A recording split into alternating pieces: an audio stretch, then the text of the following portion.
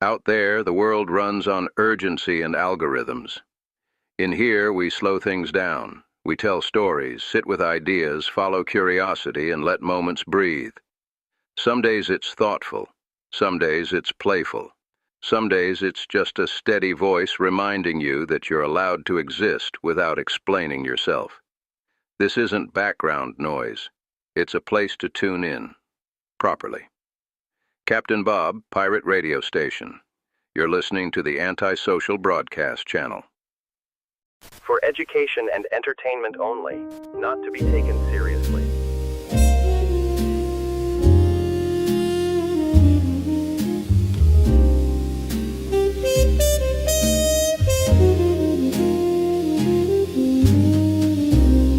Beneath the lamplight's weary glow, the shadows stretch, the whispers grow. A cigarette burns low, then fades. Secrets linger where the jazz band plays. Midnight alibi, don't ask me why. The rain keeps falling, but it can't wash the light. Trench coat dreams and smoky skies, our roads lead to the same goodbye.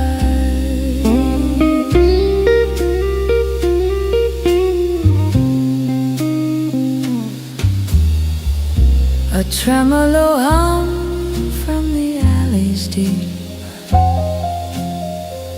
where promises break and no one keeps.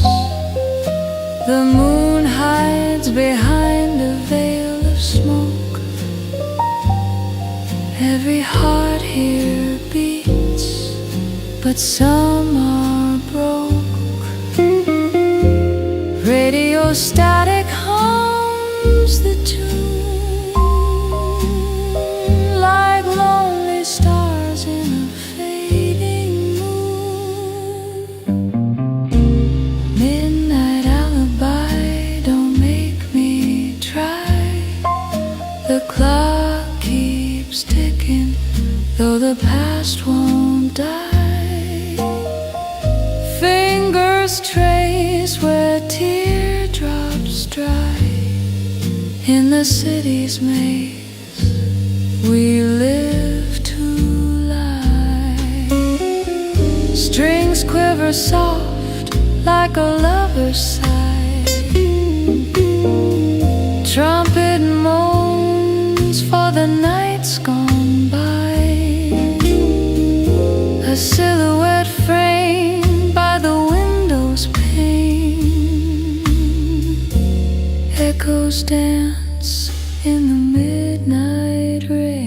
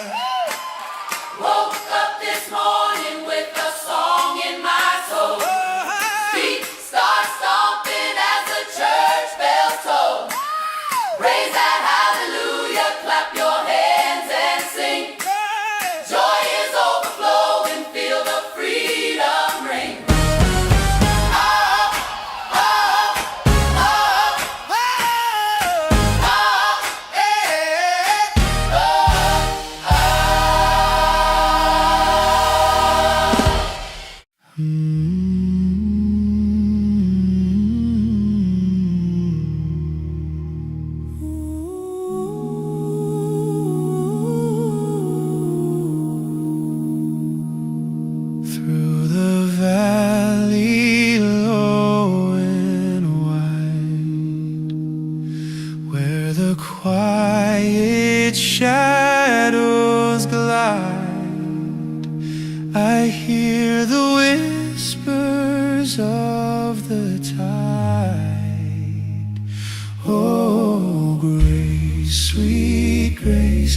calling me home. Grace, sweet grace, never alone. The echo rings, the Spirit sings. Grace is my own.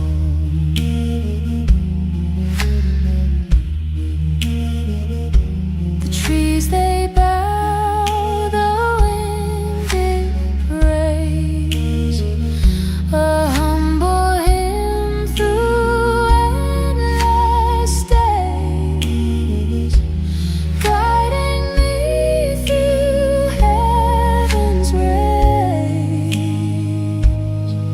In the stillness, I feel the light.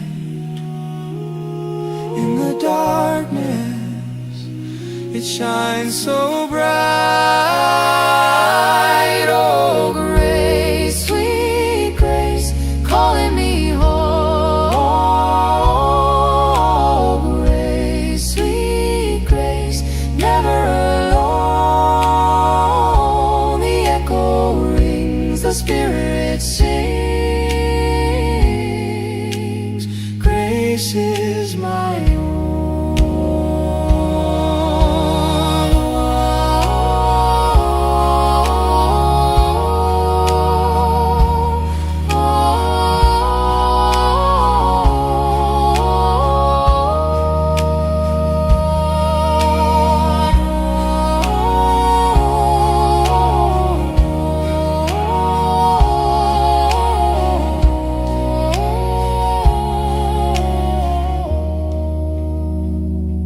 The earth it hums, the sky it weaves, through sacred depths the promise keeps.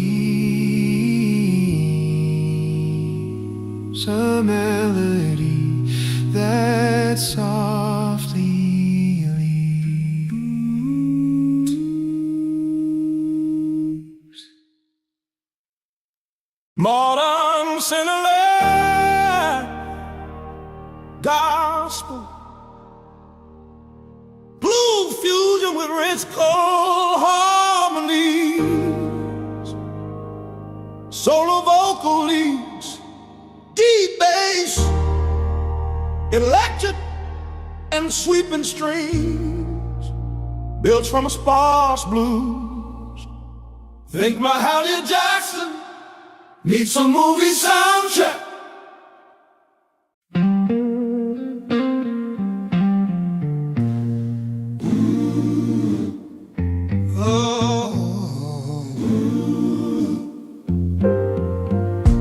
There's a crack in the bottle, but it still pours fine. The choir sings loud, but the pews don't align. I'm caught in the middle of the sacred and the sin.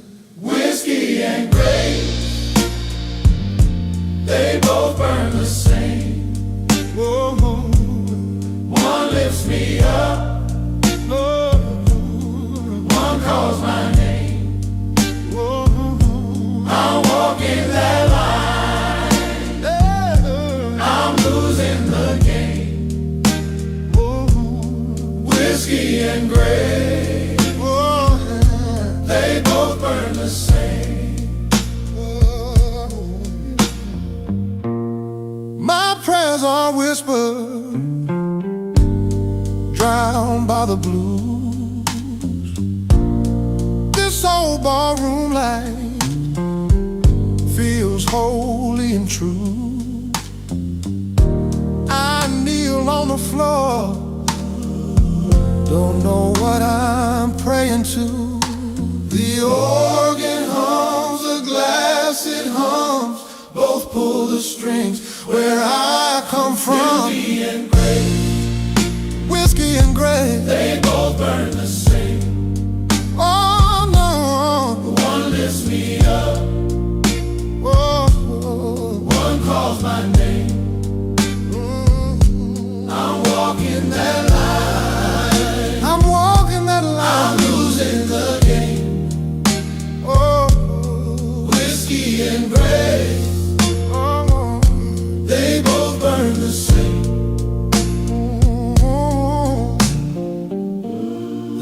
slide guitar moans, the heavens cry low, the angels wear boots who shuffle so slow. A choir of shadows, a choir of light, both won my soul before the end of the night. Whiskey and grace, Whiskey and grace, they both burn the same. oh, One lifts me up, one calls my name. I'm walking that line, I'm walking that line. I'm losing the game. Oh no, Whiskey and grace, oh no, no, they both burn the same. The only way to deal with an unfree world is to become so absolutely free that your very existence is an act of rebellion. high energy gospel blues with Foot stomping rhythm, high energy gospel blues with foot stomping rhythm. High energy gospel blues with foot stomping rhythm. Live lady hand claps, Hammond organ, slide guitar, and spirit tunes of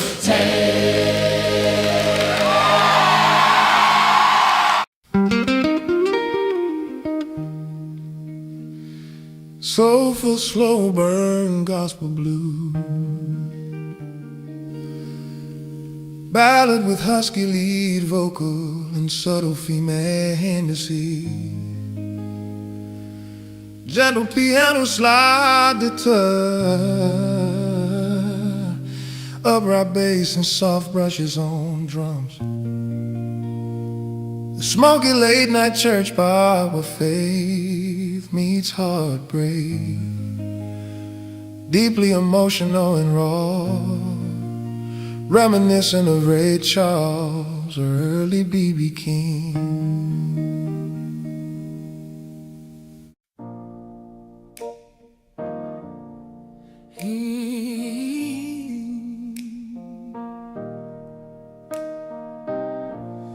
The morning light spills on the pews, whispers of grace in every hue. The air is thick with something true. Knock, knock on heaven's door. Feel the spirit like never before. Knock, knock, let the praises soar. Knock, knock on heaven's door.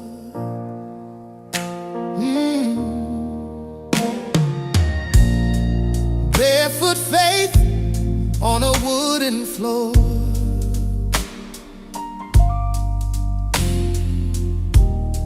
voices rise like a lion's roar.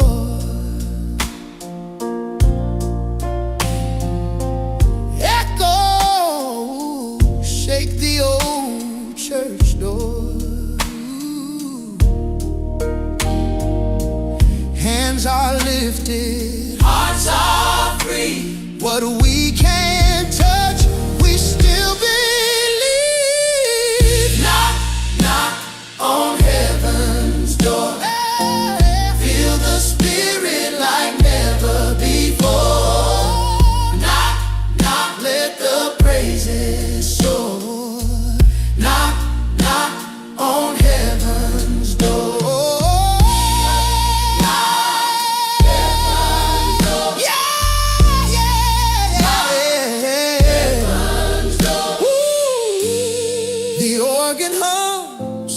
Sacred tune, the soul is heavy yet it blooms.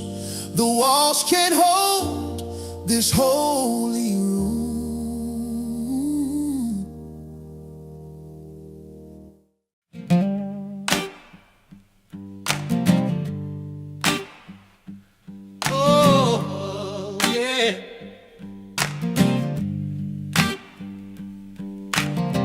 dust on my shoes, road's been long. The weight of my sins a heavy song. Sun setting low, shadows grow strong. I'm walking to the highway to grace. Feet keep moving though I'm out of place. Walking till I see his face.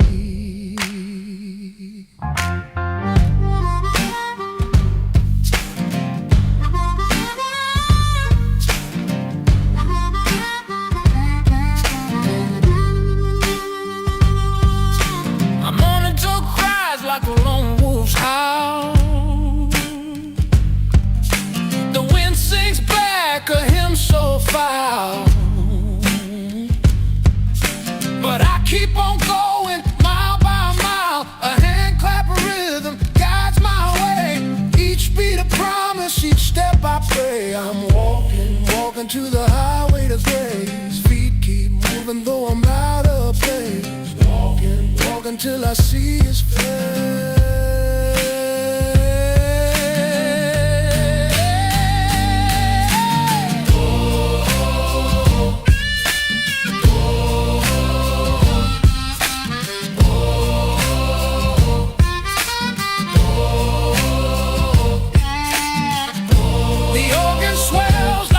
Just plea, the strings hum soft like a willow tree. The night may fall, but he's guiding me.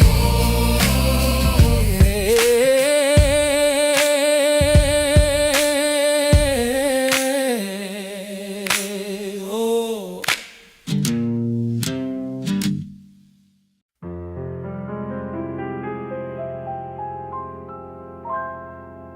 Beneath the lamplight weary glow, the shadows stretch, the whispers grow. A cigarette burns low, then fades. Secrets linger where the jazz band plays. Midnight alibi. Don't ask me why. The rain keeps falling, but it can't wash the light. Trench coat dreams and smoky skies. All roads lead to the same goodbyes. A tremolo hum from the alleys deep, where promises break and no one keeps. The moon hides behind a veil of smoke. Every heart here beats, but some are broke. Radio static hums the tune, like lonely stars in a fading moon. Midnight alibi. Don't make me try. The clock keeps ticking, though the past won't die.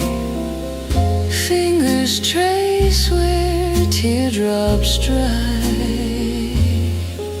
In the city's maze we live to lie. Strings quiver soft like a lover's sigh. Trumpet moans for the nights gone by. A silhouette framed by the window's pane. Echoes dance in the midnight rain.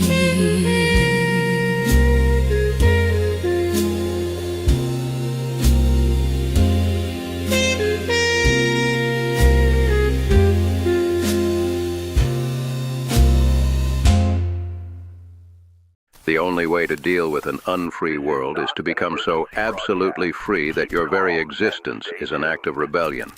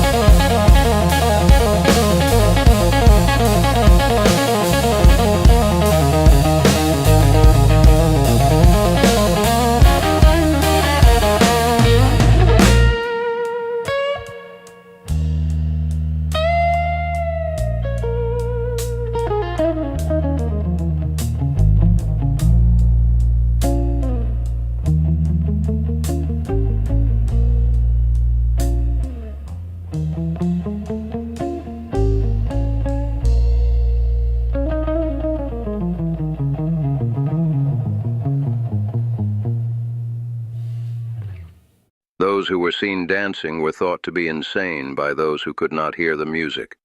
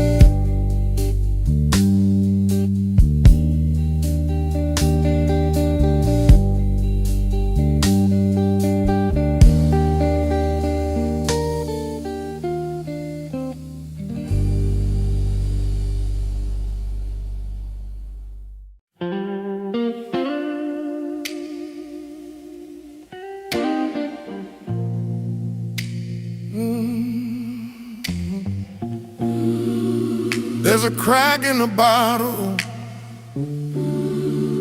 but it still pours fine. The choir sing loud, but the pews don't line. I'm caught in the middle of the sacred and the sin.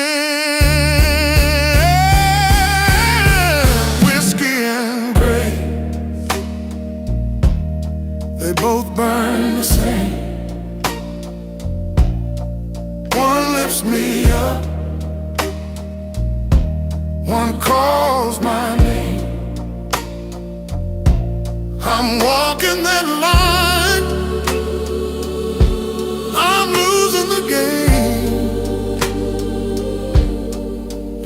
whiskey and grace, they both burn the same. My prayers are whispers,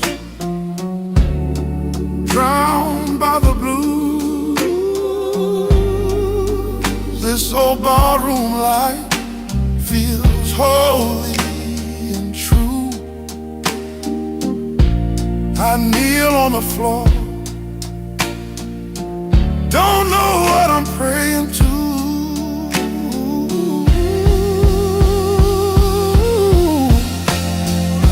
The organ hums, the glass it hums, both pull the strings where I come from. Whiskey and grace, whiskey and grace, they both burn the same. One lifts me up, One lifts me up, one calls my name. one calls my name. I'm walking that line, I'm losing the game. Whiskey and grace,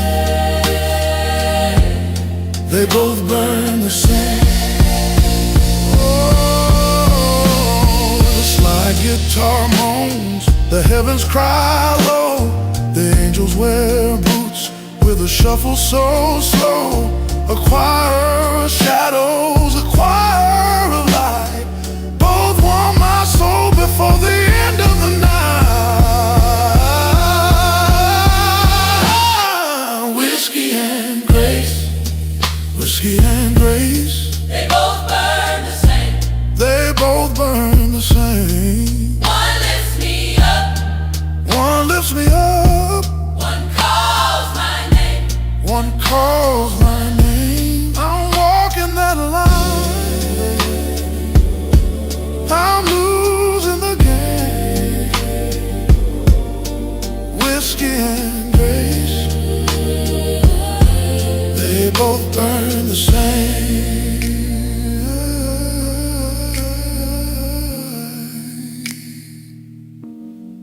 Whiskey and grace.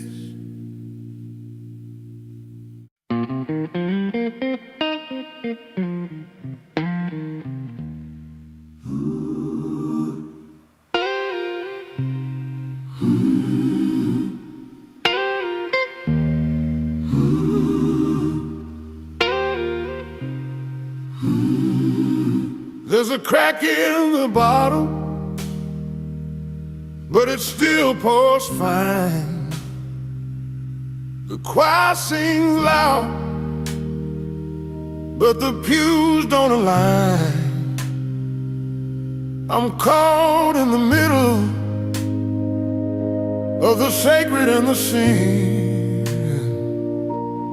Whiskey and grace, they both burn the same. One lifts me up, one calls my name. I'm walking that line, I'm losing the game. Whiskey and grace, they both burn the same. My prayers are whispers, drowned by the blues. This old barroom life feels holy and true.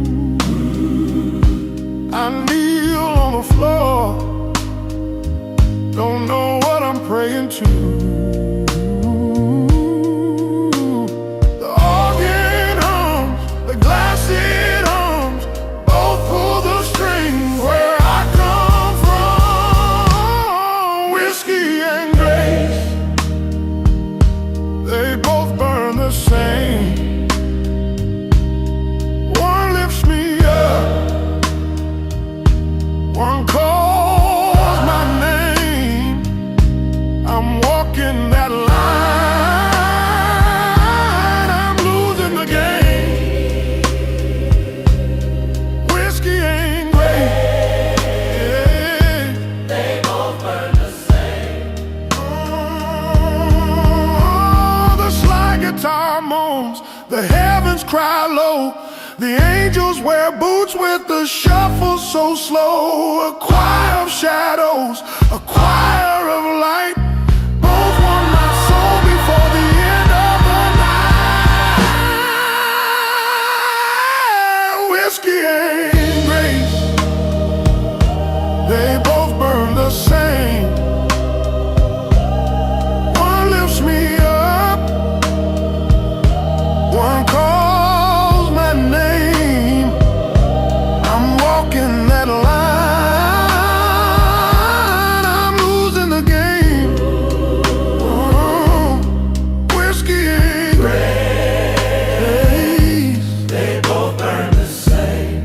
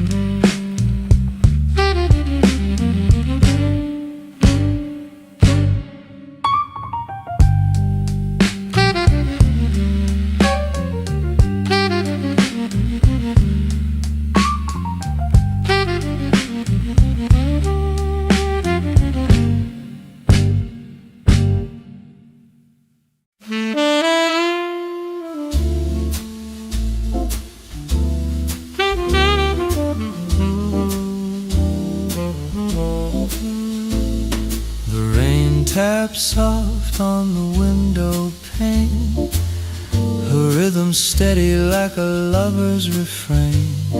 The street lights blur in a golden haze, lost in the amber of these autumn days. Raindrops they whisper, stay a while, stay. The shadows dance and the night turns gray. Oh love, won't you linger, don't drift away in the arms of a rainy cafe.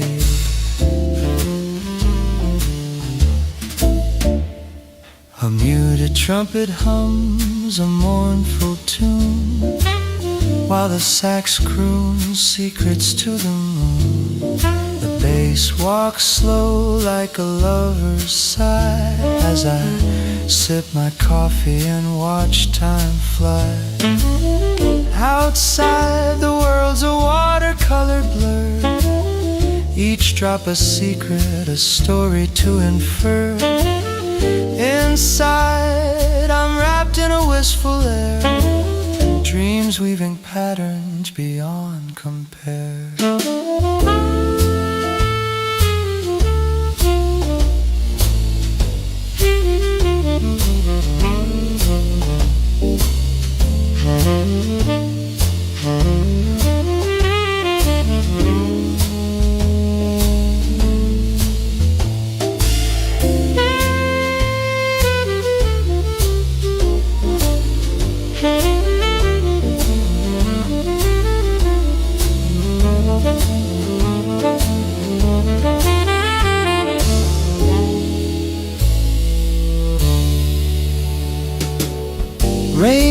treetops they whisper, stay a while, stay.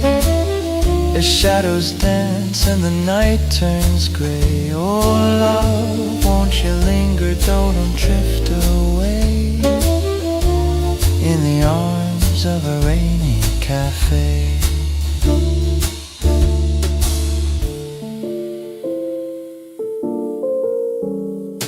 The rain fades soft as the night grows deep, but its melody lingers, a song to keep in this smoky jazz of the autumn sway.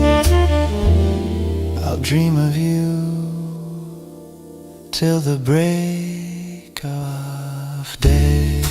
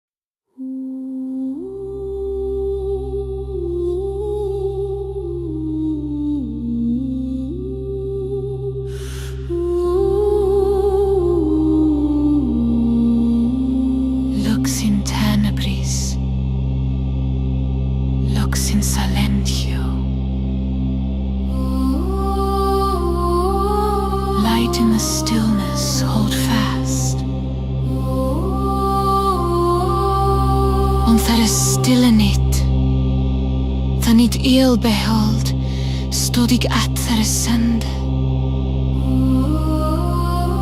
And geirde tha stefne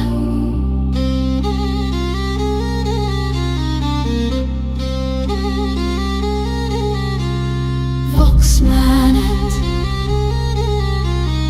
Voxmanet Manet Manet Ne kom hem mitt sjorde Ne mitt sinninge svorde Ak middelautre stefne Soft over tha lift Hear it now Not loud Hear it loud But true Audi Voshem Tha nemde kine Kapitain bo For thaitine for let thait fear A coiled hit bethiat For frost and fear Custos Vogis Guardian of the voice Custos Ignis Keeper of the flame Per noctem Per iemem Per iemem För jules tiden Nichta lang The Stefnun och det bidan Thäthe steiges Non est clamor Non est imperium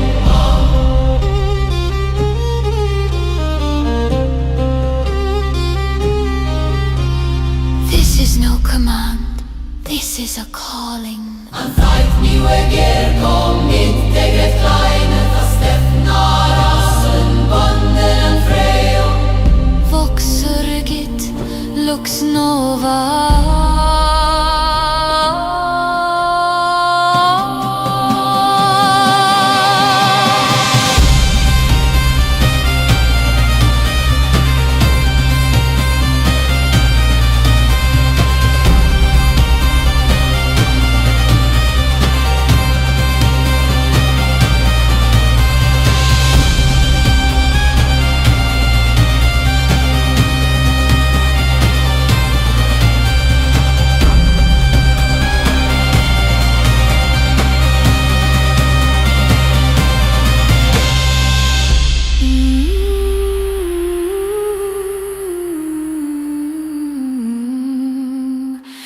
Weisne plegande sang Ik stefne spådom Boren over feldas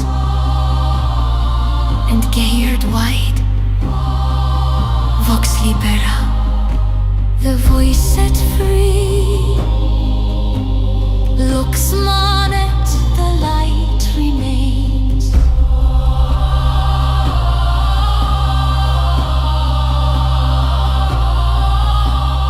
Vox manet The voice remains Signum manet The signum endures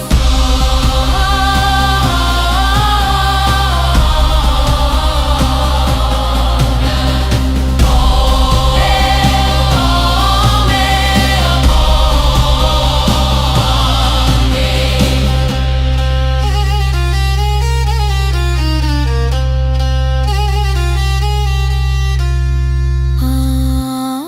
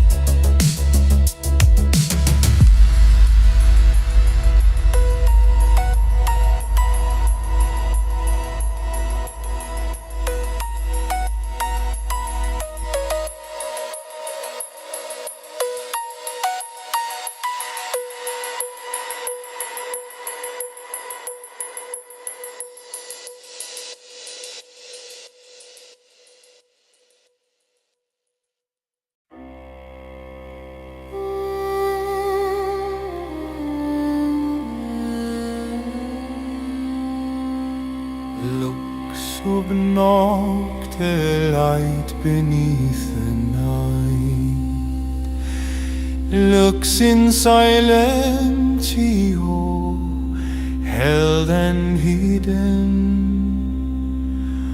Und þær sjaldan nýtt, það vindast kvæðon lítil. Það þann stóð stille, an stefne verð gesewen. Volksmannet, the voice remains. Fidelis est, it holds true. Ne kom hit mit svurde, ne mit arms blade. Ak med thraide an stefne thur sjaldne lift. Audivosem, hear the voice. Audivosem, hear and keep. Þá sæðon hæ his nama, Kapitein Bob. Sethe holt þætt leop, þær odre forleton. Custos vocis, guardian of the voice. Custos ignis, keeper of the flame. Custos noctis, watcher in the dark. Þur júles nýttas lang, en dagas litlið.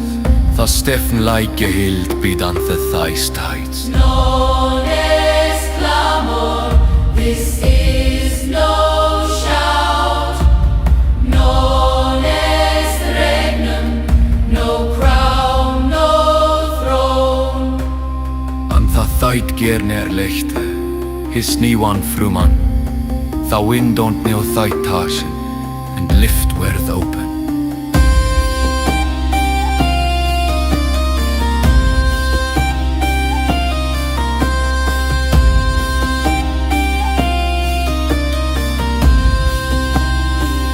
Vox surgit.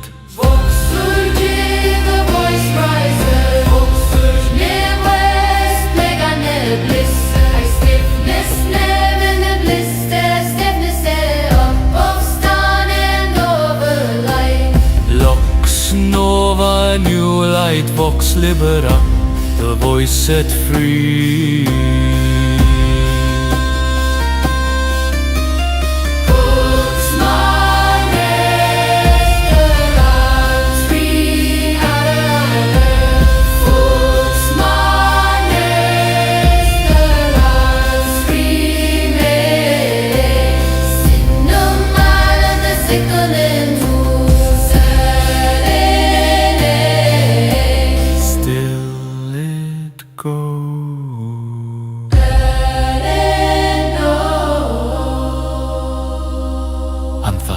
Gernir lichte, his nýwan fruman.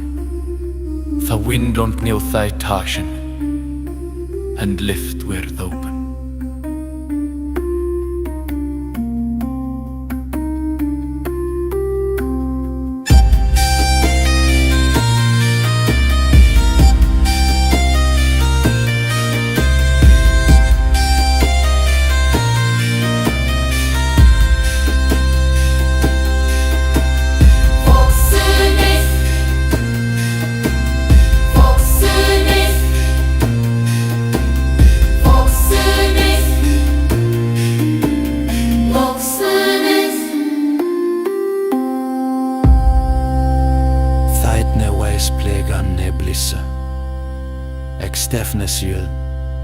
Up of Stane and overland. Lux nova, a new light, vox libera,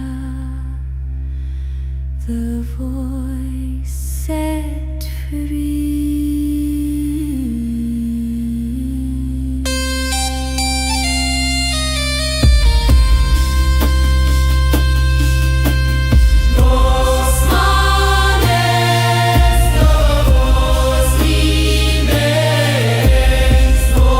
Smile.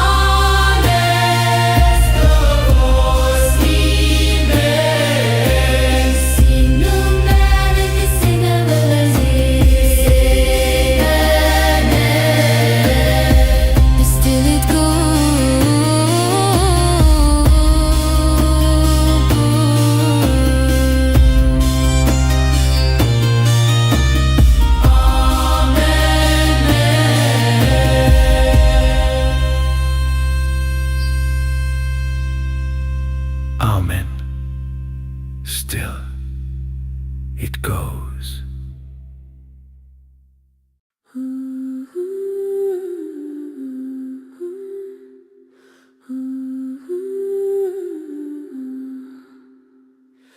Look stepida, look stomus. Warm is the light, safe is the room. Und tham winteriva, thou wind hefter ständig sættat tham fyra. Hírande það stillan stefnu.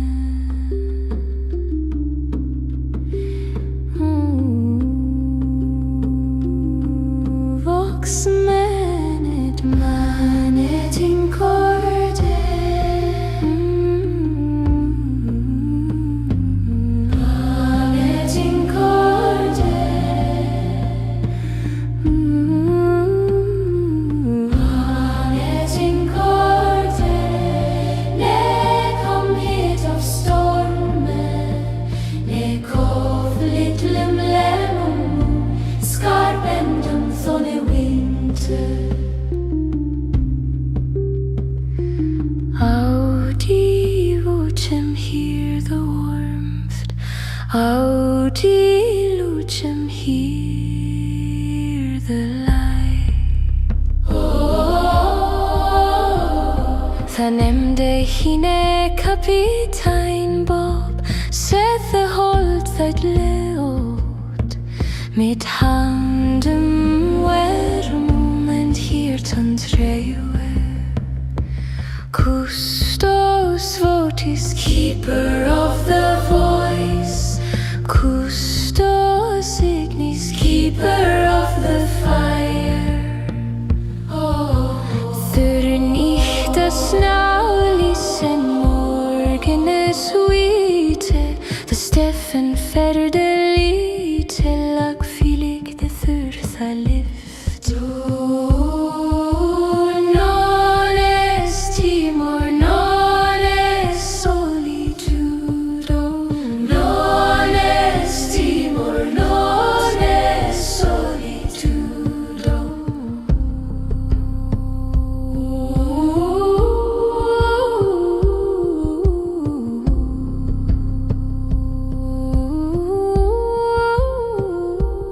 And the third new gyrni and snow is and lofan the Steffen was curated mit friendly heat. Looks novo a new light.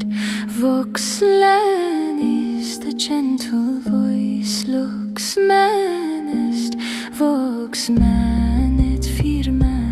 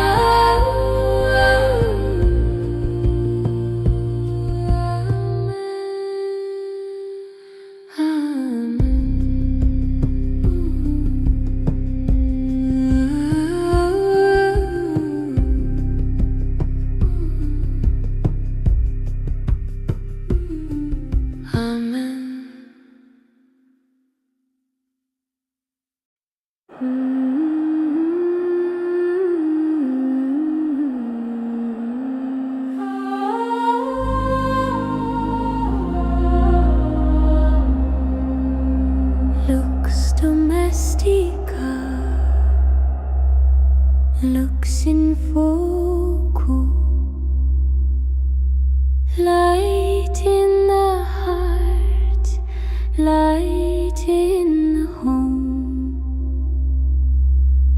some winter eve, the snow fell booten, and ik satte ett tham fire geirende the soft and stiffne. Voxmanet mane indomo, ne was it stormes ring, ne was it ruindes rire, ak Stefan swythe feiger the ferde thur, the glofen enni. Our devotion hear the light, our devotion hear the light. The nemdeg hine kapitein, bob sethe holdt fla litlan linde enne forlet hit, even thunder winter swim.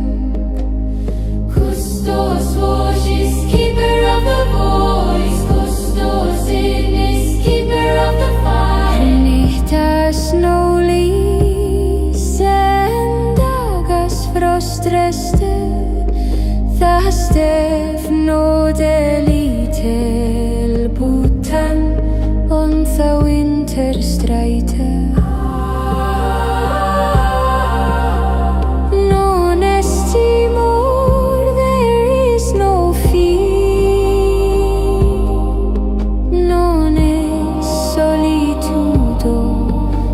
Solitude here, and the sight gyrni at the snow still alive, and Stefan whiskey had need to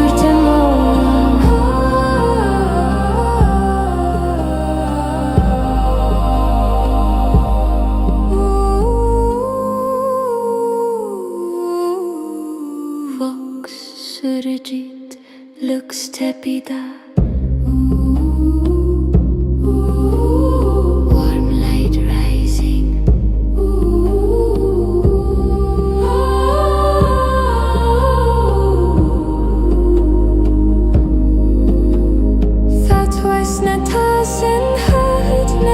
Michael a little clipo to heal the winter from Horton.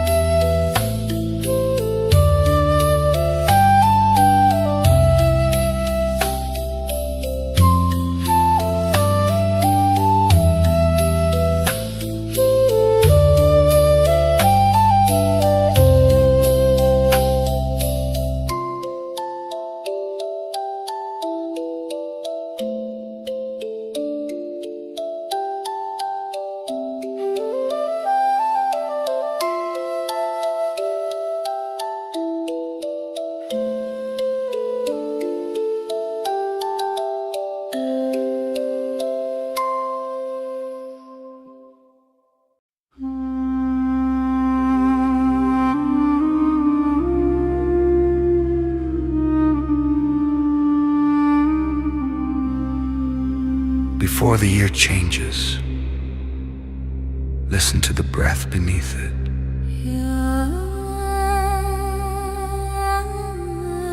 The world exhales long before we notice. Nothing is being taken from you here. Nothing is being asked. This moment is not a threshold to be crossed. It is a place to stand. Breathing in, As the sound arrives, breathing out, as it fades into the room, breathing out. The old year loosens its hold without a sound. like warmth leaving stone after the fire has gone. You do not need to follow the sound. It already surrounds you. If memories appear, let them drift without names.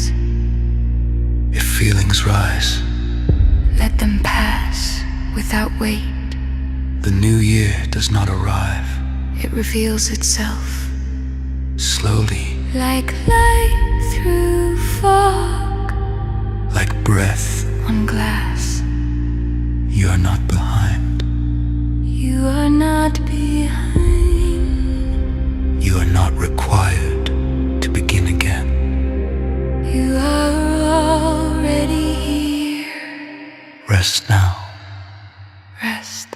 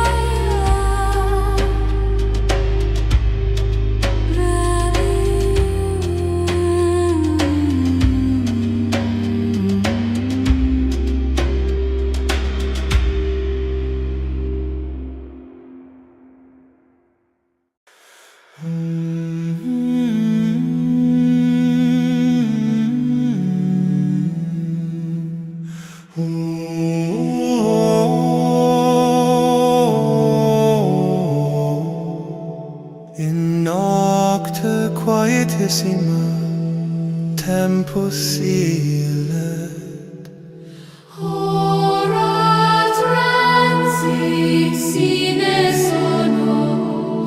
non vocamus, non numeramus, Manet solum esse finis. non fini, Non initium sed transitur sub lapide.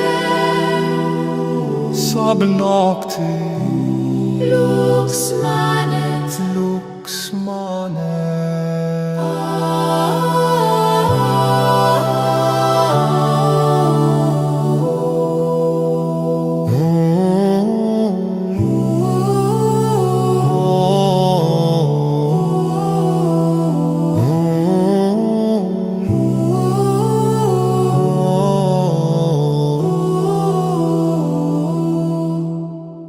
Et nomanimus.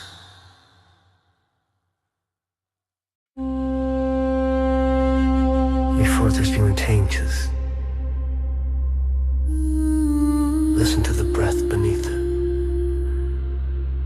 The world exhales long before we notice. Nothing is being taken from you here. Nothing is being asked. This moment is not a threshold to be crossed. It is a place to stand. Breathing in as the sound arrives. Breathing out.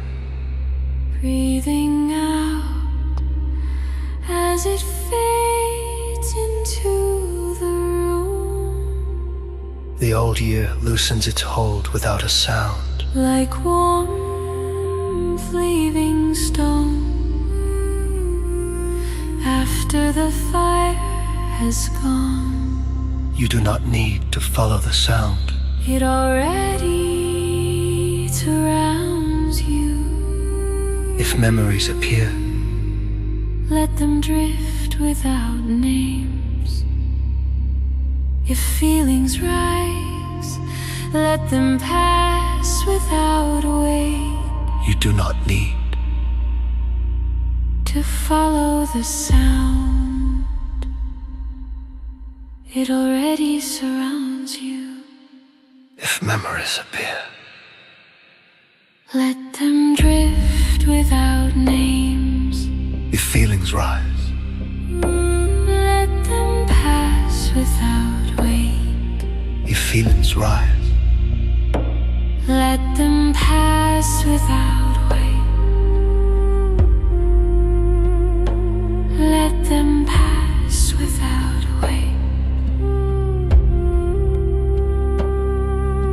the new year does not arrive It reveals itself slowly.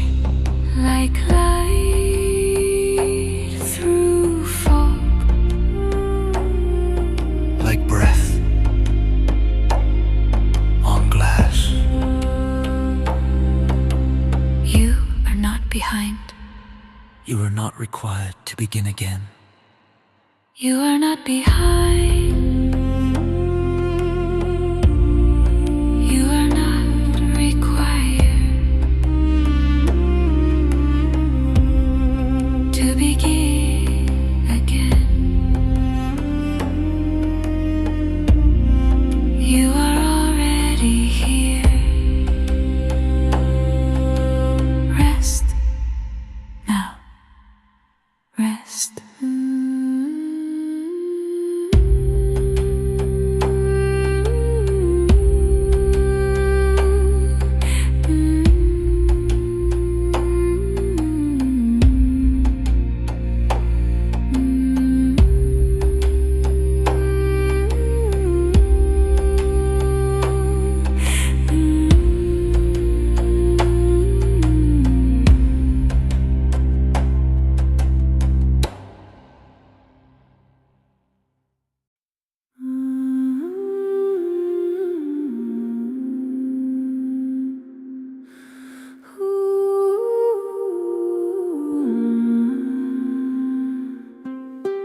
Warm is the night,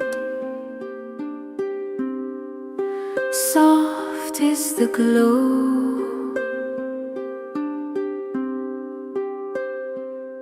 On þeirra vintertid, það snöfjólbútan, and ég sett innan haligan tali, hýrandi það þegar stefnir.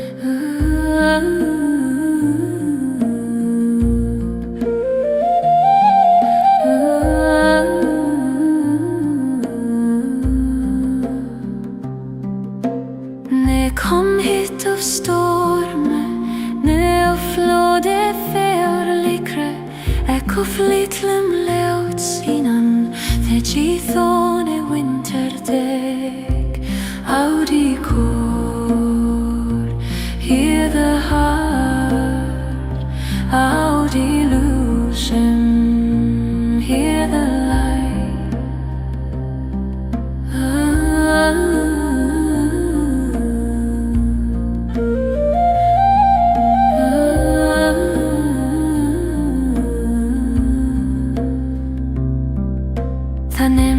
Kine Kapitein Bob Sethe holdt at leut mit treue En let hid afrir san Even the froste Custos cordis Keeper of the heart Custos ignis Keeper of the fire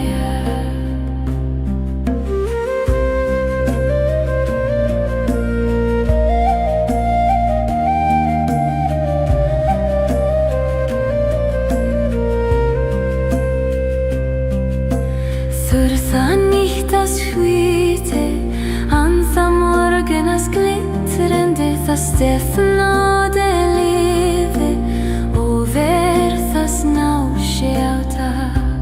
Non estiamo, there is no shadow. Non estamo, no the very thing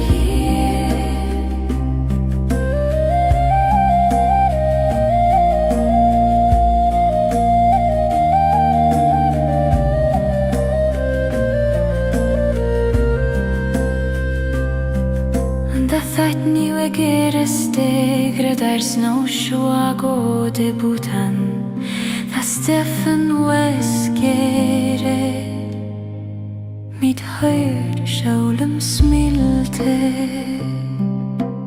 Oh, there is no shadow Non estailo No dividing here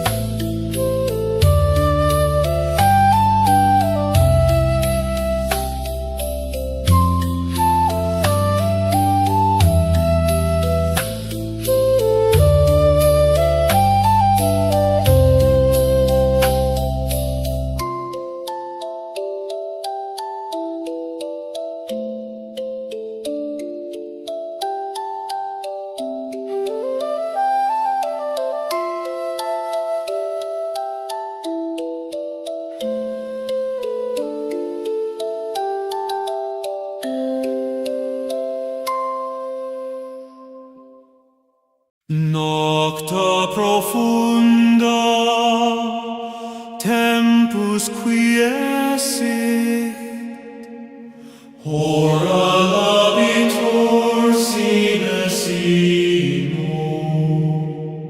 Be still for a moment. There is nothing you need to achieve here. Nothing you need to remember. Nothing you need to prepare for. Non clamamus, non petimus, manemus in esse. Allow the body to settle. Let the weight of the day rest where it belongs. You have carried enough.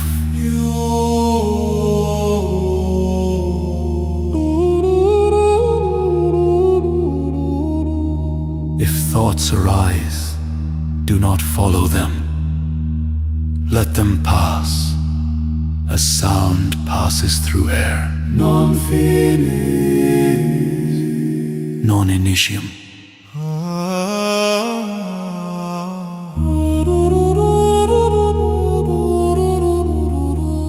Sed transitus. Notice the quiet beneath the quiet. Not absence, but presence. Sub nocti, sub nocti, sub lapide. Lux manet, lux manet. You are not required to move forward. You are not being left behind. You are held exactly where you are.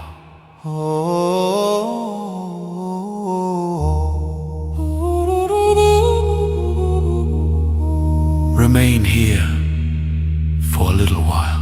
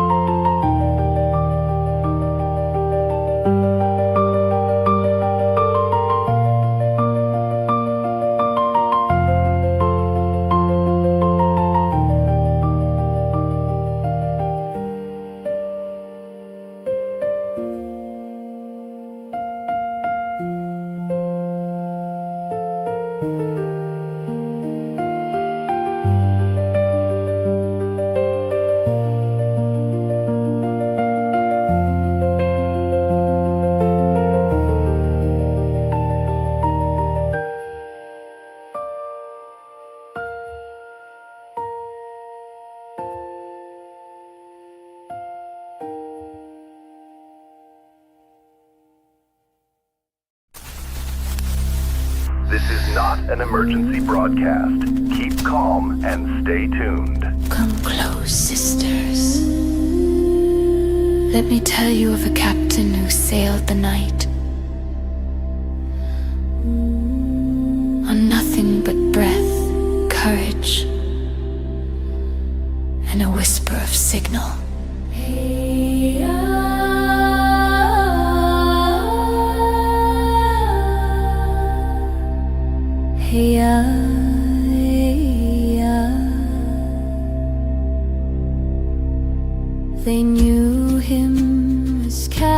darling Baba, guardian stitched from echoes and wandering light, guiding weary hearts through the long winter hush. Guide us from frayed wires and forgotten dreams. He raised a beacon, a warm net of voices glowing, a broadcast that never bent to the storm. Stand firm.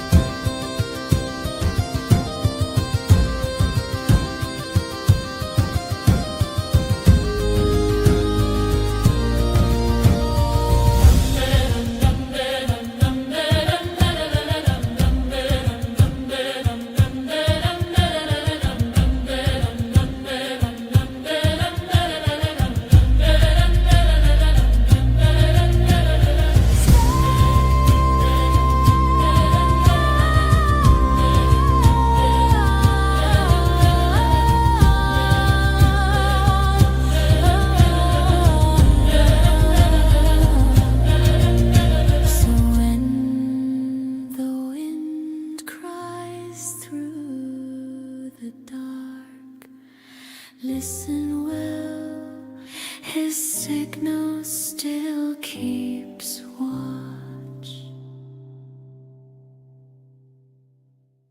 Hey everyone, welcome! Today we're diving headfirst into Yellowstone National Park. It's this incredible place where raw volcanic power meets thriving wildlife. We're going to explore the amazing science that makes Yellowstone tick and, importantly, give you the lowdown on how to plan your own trip to see it all safely and smartly. Wow, right? Just take a look at this. Grand Prismatic Spring. It gives you a taste of the almost otherworldly beauty you'll find in Yellowstone. You know, this place was set aside way back in 1872, making it the world's first national park. And the main reason? These mind-blowing geological wonders. It's literally a landscape bubbling with energy. Okay. Here's how we'll break it down. First, Yellowstone as a land of wonders. Then, we'll peek at the fiery heart underneath it all. After that, the famous geysers, springs, and those wild colors.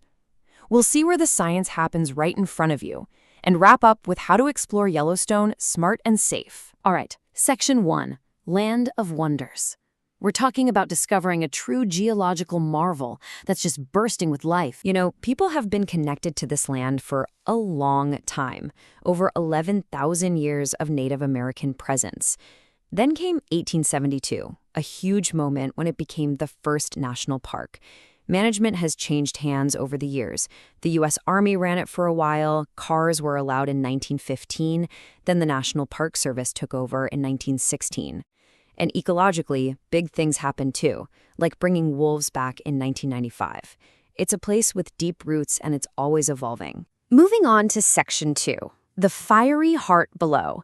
Let's dig into what's really driving all this activity, the massive volcanic system, the supervolcano deep beneath the surface. So a huge part of Yellowstone actually sits inside this giant feature called the Yellowstone caldera. Imagine a massive depression in the ground, roughly 30 by 45 miles across. It's what's left from an absolutely enormous volcanic eruption about 640,000 years ago. But here's the kicker, the gigantic magma chamber underneath. It's not dormant. It's still very much active today. And because that pool of molten rock, that magma, is relatively close to the surface compared to other places on Earth, its heat has a much bigger impact up here. That closeness is what makes Yellowstone one of the most geologically active, dynamic spots on the planet. It's the engine driving pretty much everything spectacular you see. The geysers, the hot springs, the whole shebang. Which brings us nicely to Section 3, geysers, springs, and those wild colors. This is where that intense underground heat meets water, creating Yellowstone's signature hydrothermal features. Get ready for this number. Yellowstone has more than 10,000 individual hydrothermal features. 10,000. That's the biggest concentration anywhere on Earth, by far. It's just incredible, isn't it? All packed into one park? So what exactly counts as a hydrothermal feature? Well, basically, it's anything you see on the surface that's caused by water heated deep underground. We're talking bubbling mud pots, those hissing steam vents called fumaroles, colorful hot springs, and, yeah, the geysers. And the heat is intense. Take North Geyser Basin. It's the hottest and oldest thermal area, and they've measured temperatures down below hitting a scorching 459 degrees Fahrenheit. Whoa. Now, the real superstars for many visitors are the geysers. Think of them as hot springs with a special kind of underground plumbing system. Pressure builds up and then, whoosh, they erupt, launching water and steam high into the air. And Yellowstone? It's basically the world capital of geysers. It has over 500 active ones. That's more than half of all the known geysers on our planet, right here. And of course, there's the icon, Old Faithful. Now, it's not perfectly punctual like an old train schedule, but its eruptions are pretty darn reliable, predictable even. The Park Service actually posts estimated eruption times. Right now, it averages around 102 minutes between shows, give or take about 10 minutes. Definitely grab the NPS app or swing by a visitor center to get the latest prediction times when you're there. It really helps plan your day. Okay, shifting gears visually, look at Mammoth Hot Springs. These incredible terraces look almost like a flowing sculpture, right? They're different from what you see in the geyser basins. Instead of silica, these are made of travertine. That's calcium carbonate. Hot water bubbles up, deposits the mineral, and builds these layers over time. And here's something interesting. Mammoth is actually located outside the main Yellowstone caldera. The heat probably travels up through cracks or faults in the rock from that main magma system deeper down. Pretty cool. Ever look at those crazy bright colors in springs like Grand Prismatic and wonder, how is that even real? Well, the secret is tiny microbes. They're called thermophiles, which literally means heat-loving. These little guys, mostly types of ancient life called archaea and bacteria, are tough enough to live in incredibly hot, mineral-rich water. Different microbes like different temperatures and water chemistries, and they produce different colors. So they're essentially painting the landscape with life. Amazing. Section 4 is where we put it all together, where science comes alive. Let's link all this cool geology stuff to specific spots in the park you just have to see for yourself. If geysers are your jam, then the Upper Geyser Basin right around Old Faithful is your destination. Seriously, this relatively small area packs in the highest concentration of geysers anywhere on Earth. It's not just Old Faithful either. Keep an eye out for prediction times for other big ones like Grand Geyser and Riverside Geyser. Honestly, just walking the boardwalks here feels like you've landed on another planet. And talk about power. The Grand Canyon of the Yellowstone is just spectacular. Here, the Yellowstone River has carved this massive canyon right through layers of ancient volcanic rock. You can literally see the park's fiery history in the colorful canyon walls, chemically altered by heat and water over time. And the waterfalls? Wow. You've got the powerful upper falls, and then the massive, breathtaking drop of the lower falls, over 300 feet. The viewpoints are just incredible. Hey, remember that huge caldera we talked about earlier? Well, check this out. Yellowstone Lake actually sits partly inside it. This isn't just any lake. It's the largest high-elevation lake, we're talking above 7,000 feet, in all of North America. And the geology doesn't stop at the shoreline. Scientists have found active hydrothermal vents on the lake bottom and even these weird underwater chimney-like structures called siliceous spires. There's volcanic action happening right under the water. Now, all this amazing geology, the volcanic landscape, the vast open spaces carved out over millennia, creates the perfect habitat for an unbelievable array of wildlife. Yellowstone is famous for it. If you want the best chances for wildlife spotting, you gotta head to the big, wide-open valleys like Lamar Valley and Hayden Valley. You'll see huge herds of bison, tons of elk, and if you spend some time looking, maybe, just maybe, you'll spot wolves or bears.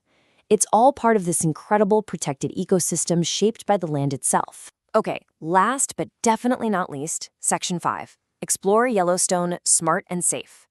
Knowing the science is awesome, but experiencing this powerful place safely and with respect, that's absolutely crucial. So, are you getting excited to see all this for yourself?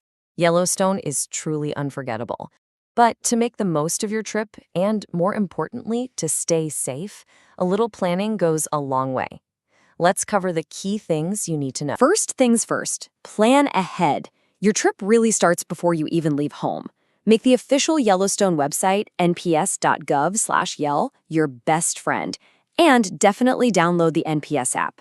These are the places for up-to-the-minute info on alerts, road closures, what's open, ranger programs, everything. Remember, roads close for winter, usually starting around early November, and they open back up gradually in the spring, usually late April into May. Always expect potential delays from weather or roadwork. Here's a big one. Yellowstone is super popular. You need to book your lodging or campsites way in advance, like months, maybe even a year out. Seriously. And finally, you'll need an entrance pass, either the standard $35 weekly pass per vehicle, or think about getting the America the Beautiful pass if you visit other national parks too. Okay, wildlife safety. This is non-negotiable. Know these distances by heart. For bears and wolves, you need to stay at least 100 yards away. Think of a football field. That's the kind of distance we're talking about. For all other animals, including bison and elk, and listen, bison injure more people than bears do. Keep a minimum distance of 25 yards.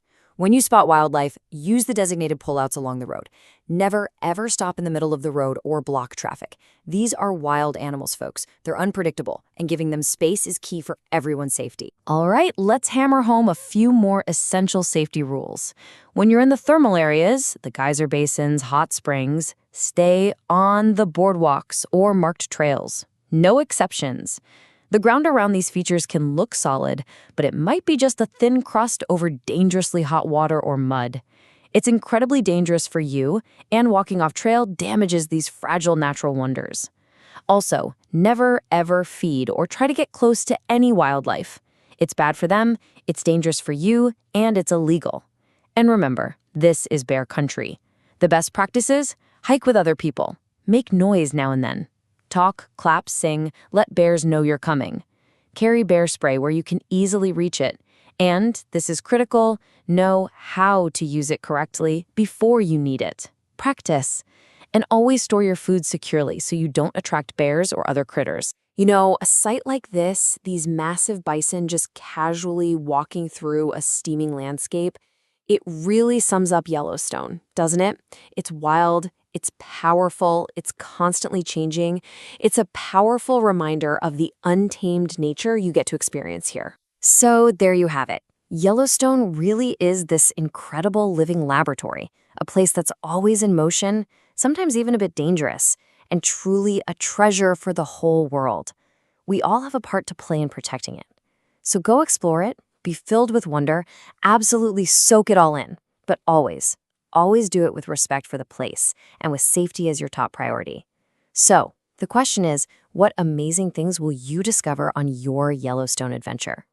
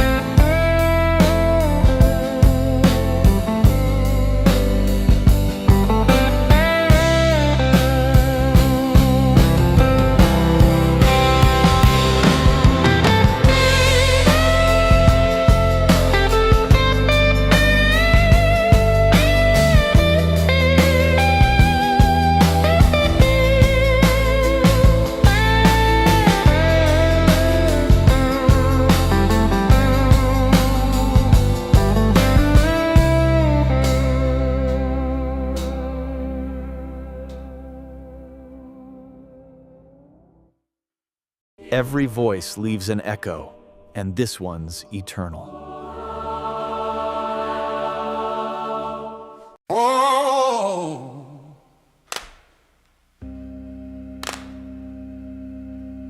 whoa. The walls are shaking, Lord, the thin as sin.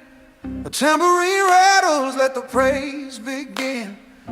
Wooden pews groan like they heard it before. Feet stomping rhythms, hallelujah on the floor. Oh, preacher, call it, shout it, ah, sister, answer, testify. Hallelujah on the floor, boy. Feel it right. Clap your hands, stomp your feet, touch the sky.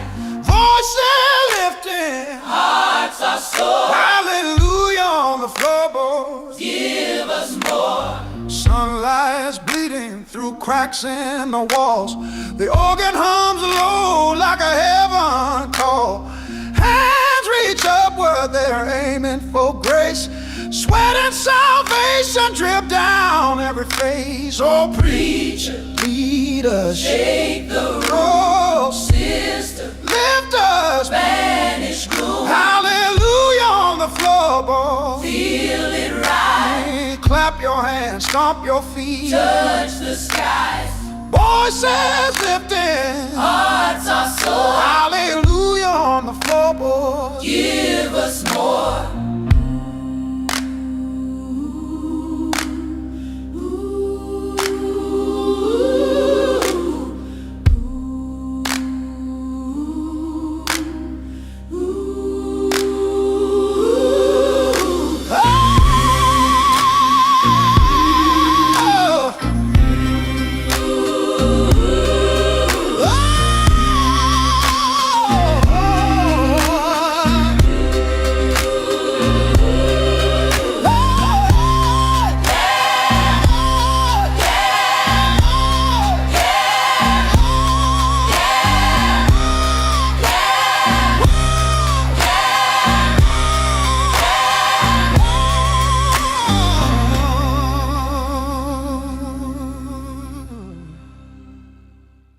Welcome to the Deep Dive. Today we're opening up the sources on a real classic, Charles Dickens' Oliver Twist. This isn't just a story, though. It's a pretty brutal look at 19th century life, tracking Oliver's journey from, well, institutional cruelty right into London's criminal underworld, and then somehow towards redemption. That's absolutely right. And the sources, they really pull you into this world where the very systems supposedly meant to help the poor were actually, grinding them down. Our mission here is to dig into those shocking details, the specific injustices, the sort of calculated awfulness that really show why Dickens felt he had to write this. We're following Oliver's whole awful journey, step by step. Okay, let's unpack that cruelty right from the beginning. Oliver's born in the workhouse, but his first few years are on this so-called farm run by a Mrs. Mann. And the first picture we get of her just says everything, doesn't it? Oh, it really does. She's like the perfect symbol of that whole hypocritical setup. When the beetle shows up, she's scrambling to hide this little green bottle she's clearly been sipping from, and the gate's bolted. Not to protect the kids, no, but just to make the parish officials wait while she, gets herself sorted out, all while pretending she cares so much about those dear children. And the official she's keeping waiting is the infamous Mr. Bumble the Beetle. What a villain he is. Just wonderfully awful, fat, angry, totally obsessed with his position. He's such a great critic of petty power, isn't he? Constantly puffing himself up as a parochial delegate, a stipendiary, a paid official. It's not about helping anyone. It's all about his tiny bit of authority, which he uses to make life miserable for the most vulnerable people. Dickens is clearly saying the system enables these little tyrants. Right. And it's this system, run by men like Bumble and the Workhouse Board, that really sets up Oliver's nightmare, the board members. Dickens describes them with this brilliant sarcasm as sage, deep, philosophical men, and their conclusion, that the poor actually liked being starved and having their families torn apart. It's unbelievable, but that's what the source suggests. They deliberately made the system terrifying and expensive in weird ways. They thought if asking for help was horrible enough, people would just starve quietly instead. And look what happened straight away. The undertaker's bill went up because people were dying. But they stuck with their wise and humane regulations, like cutting food down to 3 bowls of thin gruel a day. It was basically making death cheaper than staying alive in the workhouse. And this leads directly to that moment, the one everyone remembers, where Oliver, just driven by raw hunger, does the unthinkable during supper. Yeah, it's unforgettable, isn't it? He finishes his tiny bowl, walks up to the master, and says those famous words, "Please, sir, I want some more." You can almost feel the shockwaves in the room. Bumble runs off to tell the board, totally outraged. And this gentleman in the white waistcoat, he immediately declares, like it's a prophecy, that boy will be hung. They just can't see innocent need. All they see is future criminality. Exactly. To them, he's this dangerous young rebel whose simple request threatens their whole system. So the parish immediately wants him gone. They put up a notice. £5 to anyone who'll take this 9-year-old boy off their hands. Basically auctioning him off for £5. And the first person who almost gets him is Mr. Gamfield, the chimney sweep. Ah, Gamfield. This introduces a whole new level of just cold, professional brutality. It's really disturbing. When the board members sort of meekly ask about boys suffocating in chimneys, Gamfield blames other sweeps. Then he says, "Boys are very obstinate and very lazy, gentlemen, and there's nothing like a good hot blaze to make them come down with a run." Wait, he means lighting a fire under them. Seriously. Yep. That's not an accident. That's deliberate torture. That's exactly what he means. And he even calls it humane too, gentlemen, because even if they've stuck in the chimney, roasting their feet makes them struggle to extricate themselves. And the source makes it clear the board knows this guy's reputation. Apparently, he's already bruised 3 or 4 boys to death, yet they almost hand Oliver over. Just disposable property to them. Thankfully, Oliver escapes that fate, but then he's sent to Mr. Sowerberry, the undertaker. Yeah. Not much of an improvement, really. He has to sleep under the counter, among the coffins. It's like sleeping in a grave. And the food situation is just grim. He gets the coarse broken victuals, basically the scraps meant for the dog trip, and Oliver eats them with the ferocity of famine. It's not just hunger, it's this complete degradation pushing him to survive like an animal. And the final straw there comes from another boy, Noah Claypole. He's jealous, nasty. Noah doesn't just tease Oliver. He goes straight for the most painful thing he can think of, insulting Oliver's dead mother, calling her a regular right-down bad one. And that's the one thing Oliver just can't take. He explodes.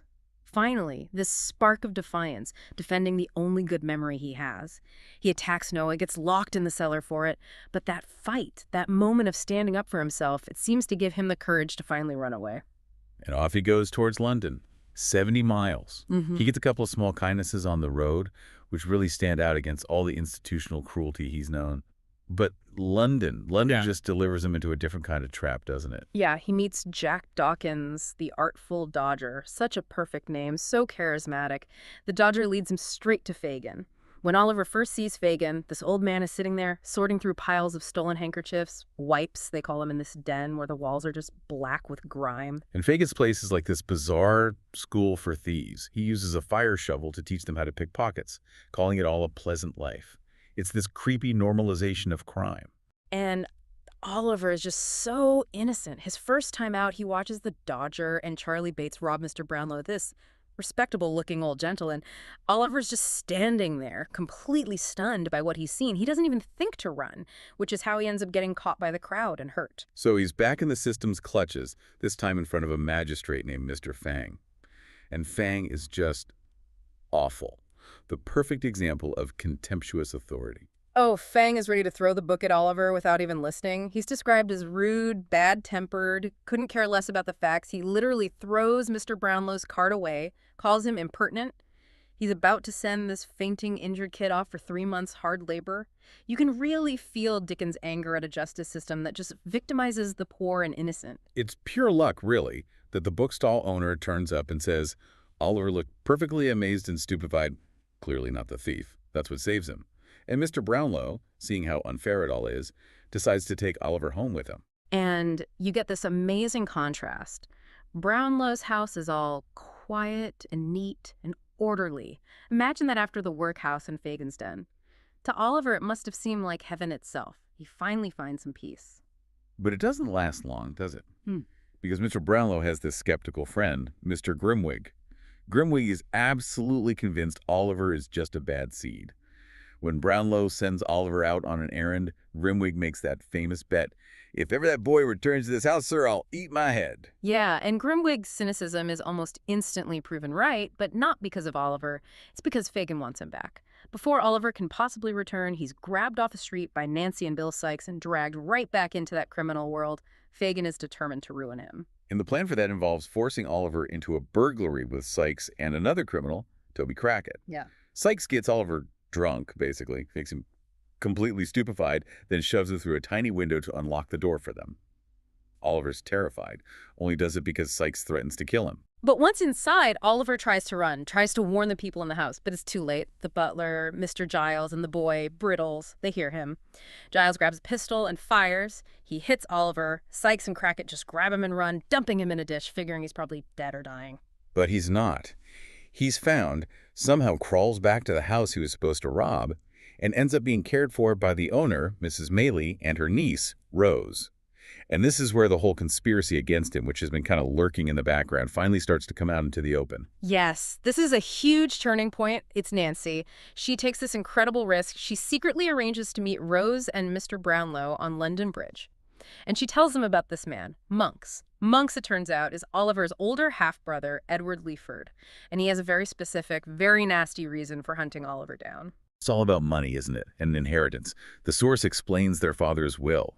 It said Oliver would inherit if and only if he reached adulthood without ever having stained his name with any public act of dishonor, meanness, cowardice, or wrong. So Monks is actively trying to corrupt him, get him arrested, anything to stop him inheriting. Exactly. Nancy lays it all out. But then, tragically, she refuses their help to escape Sykes. She says she feels drawn back to him through every suffering and ill usage. It's this terrible self-destructive loyalty, and ultimately, it costs her everything. Because she's betrayed. And by Noah Claypole, of all people. He's resurfaced, working for Fagin now as a spy, calling himself Mr. Bolter.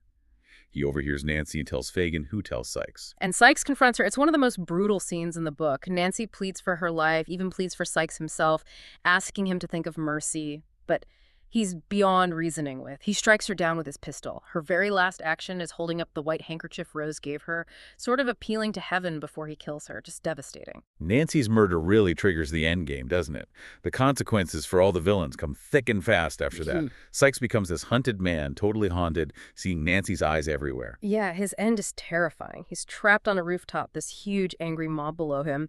He tries to escape using a rope, but he panics, sees those phantom eyes again, stumbles, and the noose he was making slips around his own neck. He hangs himself accidentally, swinging there against the wall. A truly horrific, chaotic end for him. And Fagin. He gets caught, tried, convicted. Huge public outcry against him. Then we see him in his cell just completely falling apart. Right, he's facing execution, totally alone, reduced to just muttering, "An old man, my lord, a very old, old man." It's a chilling look at this master manipulator just crumbling into nothingness before he's hanged. Even the Bumbles get their comeuppance. Mr. Bumble married Mrs. Corney, the workhouse matron, remember? And it turns out she was the one who stole the locket and ring from Oliver's dying mother, the proof of who he was. And Monks exposes them both. They don't go to prison, but they lose their jobs, end up in the workhouse themselves, ironically. Bumble is totally broken, forced to admit the failure of the very system that gave him his petty power. That's when he delivers that famous line. The law is an assay idiot. Right. The system chewed them up and spat them out too once they were no longer useful. But for Oliver, finally there's a resolution. Mr. Brownlow tracks down Monks, forces him to confess everything, reveal the whole story about the will, about Oliver's parents, Agnes Fleming and Edward Leaford.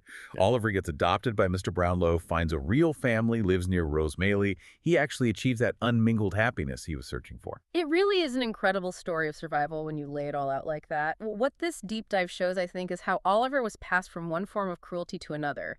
You know, from the cold institutional malice of the board to Bumble's petty tyranny, Sykes' brutality, Fagin's manipulation, and underpinning it all, Monks' calculated structural evil. He was fighting entire systems designed to crush him. And what really strikes you, looking back, is that the most dangerous people weren't necessarily Fagin's gang of thieves down in the muck. It was the respectable figures, those gentlemen on the board, the pompous beadle, the dismissive magistrate like Fang, and monks, the wealthy brother plotting it all. They were the ones upholding or directly benefiting from all this misery. Absolutely. That whole system, the workhouse, the parish officials, it was designed to control and terrify the poor, to keep things as they were. And it makes you think, doesn't it? What can we take away from this today about the systems we have now, the ones that claim to help or protect? How do we know they aren't just, preserving their own power through indifference or bureaucracy? Yeah, this deep dive really underscores how much strength it takes for basic human goodness, like Oliver's and Rose's, to actually win out against that kind of ingrained systemic vice. The fight often isn't just against the obvious villains, but against those well-dressed, respectable people who enabled the cruelty, maybe without even getting their own hands dirty. It's a powerful thought to leave our listeners with. All right, today we're diving into the most complex and fascinating object in the known universe, that 3-pound supercomputer sitting right inside your skull. Okay, let's kick things off with a simple question. Take a look at this color, magenta. You've seen it a million times, right? But here's the thing. Is it actually real? Believe it or not, the answer is no. See, unlike red or blue, there's no single wavelength of light for magenta. Your brain just makes it up. It happens when your brain sees light that it interprets as not green. And that's our first big clue, that the reality you think you're seeing, it's really just a story your brain is telling you. And that little trick of the mind? Oh, that's just the beginning. It leads us right into some of the wonderfully strange and, sometimes glitchy ways your brain works. You ever wonder why you might tear up at a wedding or, when you get some amazing news? Well, it's all because of a little part of your brain called the hypothalamus. When it's hit with an extreme emotion, it gets so overwhelmed it can't actually tell the difference between extreme happiness and extreme sadness. To your brain, intense is just intense. The waterworks turn on either way. Or what about this one, that shiver you get down your spine from a really great piece of music? It feels totally emotional, right? But it's actually this fascinating brain process. Your brain is a master at spotting patterns, so it anticipates that perfect moment in the song. And when it hits, boom, a rush of dopamine. It's not just a reward for pleasure, it's a reward for predicting what was going to happen. It's your brain giving itself a high five. And of course, there's that super weird feeling of déjà vu, that I've been here before moment. The best way to think about it is like a little filing error in your brain. For just a split second, a brand new experience gets stamped, old memory, before your conscious mind even has a chance to catch up. A tiny, temporary glitch in the system. So all these little glitches, they actually point to something huge. Your brain isn't just floating up there in your head running the show. No, it is deeply and sometimes pretty bizarrely connected to every single part of your body. Get this. There was a man in the UK who had hiccups nonstop for 2.5 years. Can you imagine? Doctors had no idea what was going on. It wasn't until a TV show helped pay for more tests that they found the cause, a brain tumor. And the second they removed it, the hiccups were gone. Instantly. Just gone. It's a pretty wild reminder of how direct that brain-body control really is. And you know what? That connection is absolutely a two-way street. You know that phrase, a gut feeling? Turns out it's way more literal than you might think. Researchers at UCLA have found that the bacteria in your gut can directly message your brain, influencing your mood and even playing a role in anxiety or depression. So yeah, taking care of your stomach is literally taking care of your mind. This body connection is so deep it even happens when you're completely out of it. When you're asleep, your brain isn't just offline. It's actually doing a deep clean. Spinal fluid literally washes through your brain tissue, clearing out waste proteins that build up during the day. One of those proteins has been linked to Alzheimer's, which is exactly why getting a good night's sleep is so important for keeping your brain healthy in the long run. Okay, so the brain is connected to the body. We got that. But it's also ridiculously adaptable. It can rewire itself in ways that are, well, they almost defy belief. I want you to try and imagine something. Imagine living your whole life in a flat 2D world, like an old cartoon. You can't see depth at all. This is a real condition. It's called stereo blindness. And for most people who have it, that's just their reality. But then you get the story of a guy named Bruce Bridgman.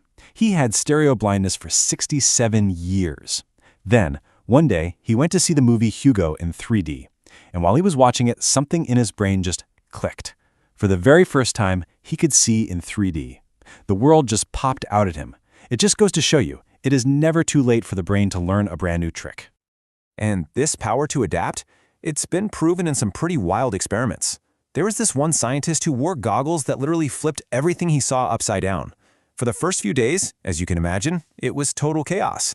But after just 5 days, his brain had completely rewired itself. It just started seeing the upside-down world as the right way up. Incredible. And this isn't just some abstract thing. This rewiring is physical. Just look at London taxi drivers. These guys have to memorize thousands of streets. It's this legendary test called the knowledge. And studies found that the memory center of their brain, the hippocampus, is physically bigger than in the average person. The more they used it, the bigger it got. It really is like a muscle. So all of this adaptability is only possible because of the absolute mind-boggling power that's packed inside your head.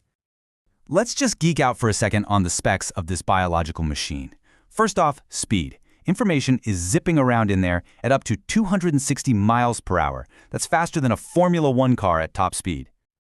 Okay, now for scale. If you could take all the blood vessels in your brain and lay them out end to end, they would stretch 150,000 miles. That's more than halfway to the moon. And what's powering all this? Well, every single second. I mean, right now, your brain is managing about 100,000 different chemical reactions, just flawlessly, just to keep the lights on. But here's the stat that really puts it all into perspective. The fastest supercomputer on Earth needs 24 million watts of power to run. Your brain?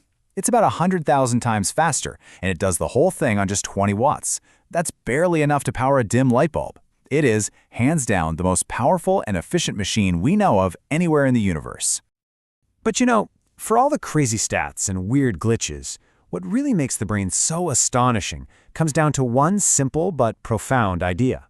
It's the only object in the entire known universe that can actually think about itself. And that, of course, leaves us with one final big question to chew on. If this amazing, powerful, and kind of weird machine is the only tool we have to understand everything, what are its blind spots? What are the things it simply can't show us? Something to think about.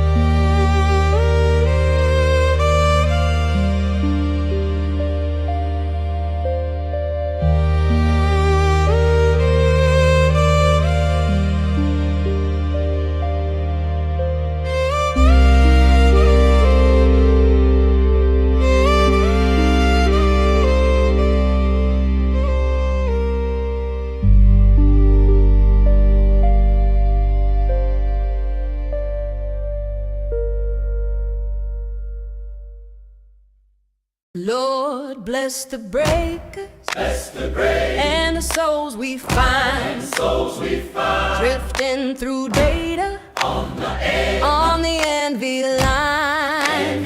Bobs will turn steady through the storm and gray, sending mercy by the megahertz night and day.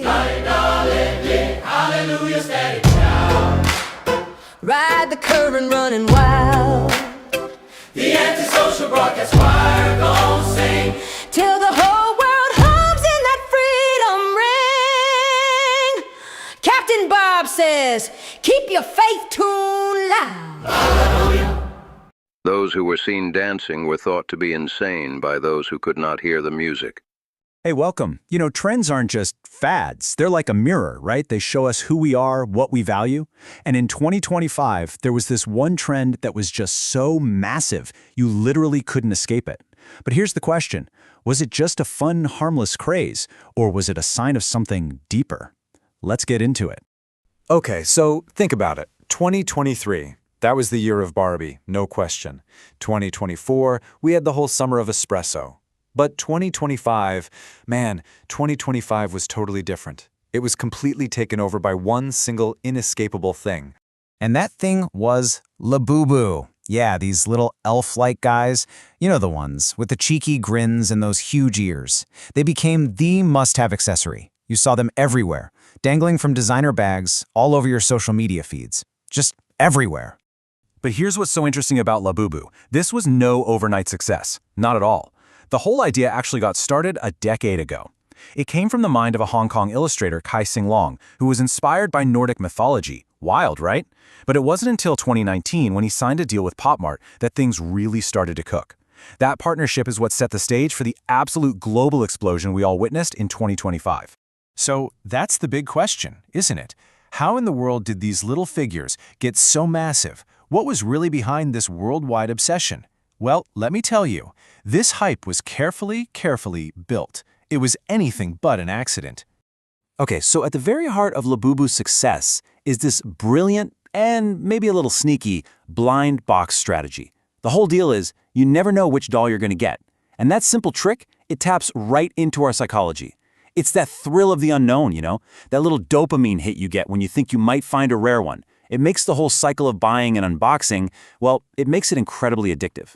But hold on, it wasn't just the blind box. Oh no. You had celebrity endorsements, which was huge. Then they became these super popular bag charms. And of course, there was this absolute tidal wave of viral content on social media. On top of all that, they engineered this feeling of exclusivity. They made certain Lubabus super rare, which just made demand go through the roof. And that created this whole other resale market where some of these dolls, they were going for over $1,000. $1,000? I mean, it really is the perfect storm, isn't it? You've got collectability, crazy hype, and high fashion all rolled into one. Seems like a totally harmless craze, right? Fun for everyone. But what if there's a darker side to all this? Because despite this global obsession, not everyone was on board. In fact, some people see it very, very differently. Our source for this explainer actually says, and I quote, "I personally think that lababas are one of the worst trends of 2025. Whoa! I mean, that is a strong take. So we gotta ask, why? Let's dig into that. And look, this critique isn't just about someone not liking a cute toy. It goes way deeper than that. It's about what this whole trend says about us, about our society, on a much bigger level. So the whole argument really comes down to this one big idea: conspicuous consumption. It sounds academic, but it's pretty simple. It's when you buy something not because you need it or even because you genuinely love it, but because you want to show off your status. You want other people to see that you have it. And the Labubu trend, well, it's being called a textbook example of this. And see, this is what Labubu really did that was so different. It took this kind of status-seeking behavior and brought it to the masses. I mean, before Labubu, you had stuff like bear bricks, right? But those were super expensive, really niche, basically for a small hype-beast subculture. Labubu changed the game. It made chasing that status way more affordable, way more accessible. It basically democratized conspicuous consumption. And this right here, this is the absolute heart of the critique. The argument is that all this frantic collecting, it isn't really just a hobby. It's a symptom of a society that uses shopping, that uses consumerism, that thrill of the purchase, that quick high of owning something new and shiny, to kind of dampen the bigger stuff, to distract ourselves from deeper anxieties about the economy, about the future, about where we even fit in this world. So, when you boil it all down, this was never really just about a doll, was it? Understanding what makes a trend like Labubu tick, it's like getting a new lens to look at our own habits. It forces you to stop and think about the why. Why do we want the things we want? Why do we jump on the trends that we do? So maybe the next time some new thing completely takes over, it's worth asking ourselves a few questions. What is this trend really selling me? Is it just a cool product, or is it selling me status, a sense of belonging, maybe just a welcome distraction? And the biggest question of all, what are our favorite trends hiding? Not just about our culture, but about ourselves. This has been an antisocial broadcast for the Pirate Radio Station. Stay envious.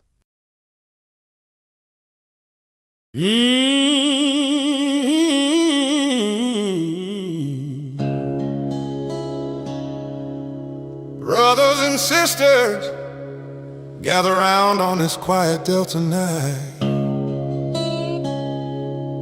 Though snow doesn't fall here, the spirit of Christmas still shines.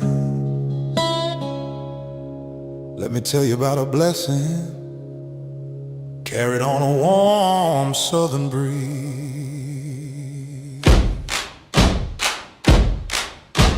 Snow ain't falling in the Delta, but the lights still shine. I'm picking on my slide guitar, foot stomping time, hanging up a lantern on this old front door. Christmas in the bayou, love the blues and more. May your hearts be light and your burden small. From this humble porch we send season's greetings to all.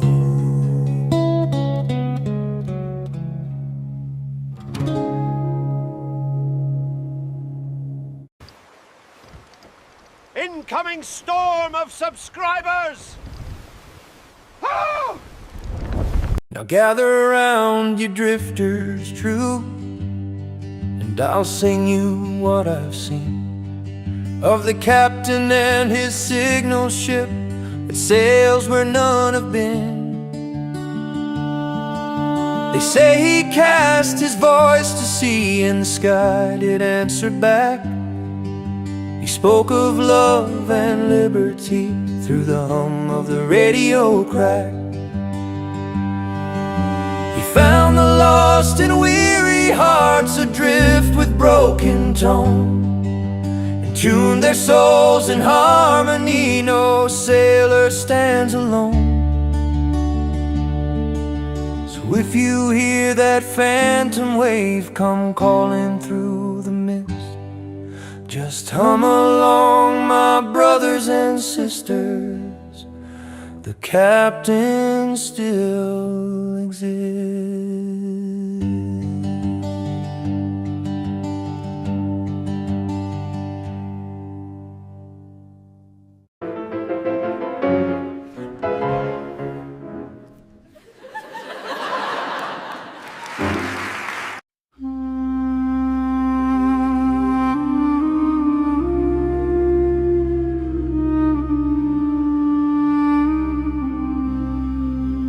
Before the year changes, listen to the breath beneath it.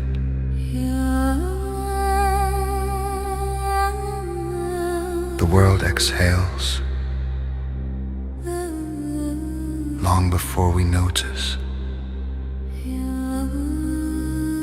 Nothing is being taken from you here. Nothing is being asked. This moment is not a threshold to be crossed. It is a place to stand. Breathing in, as the sound arrives, breathing out, as it fades into the room. Breathing out. The old year loosens its hold without a sound. like warmth leaving stone after the fire has gone. You do not need to follow the sound. It already surrounds you. If memories appear, let them drift without names. If feelings rise, let them pass without weight. the new year does not arrive. It reveals itself Slowly, like light through fog like breath, on glass. you are not behind. You are not behind. You are not required to begin again. You are already here. Rest now. Rest.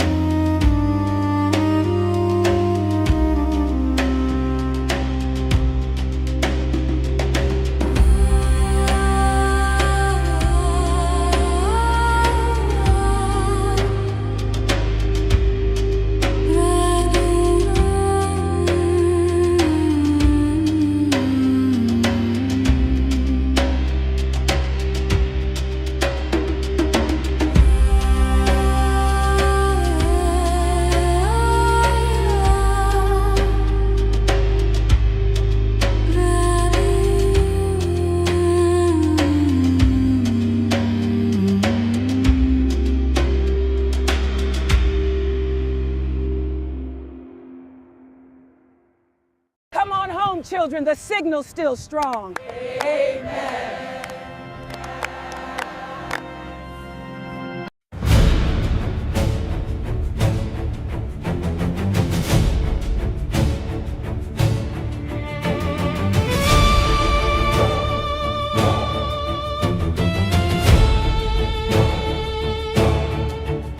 And lo, the seventh storm rolled in, black as judgment, cold as truth.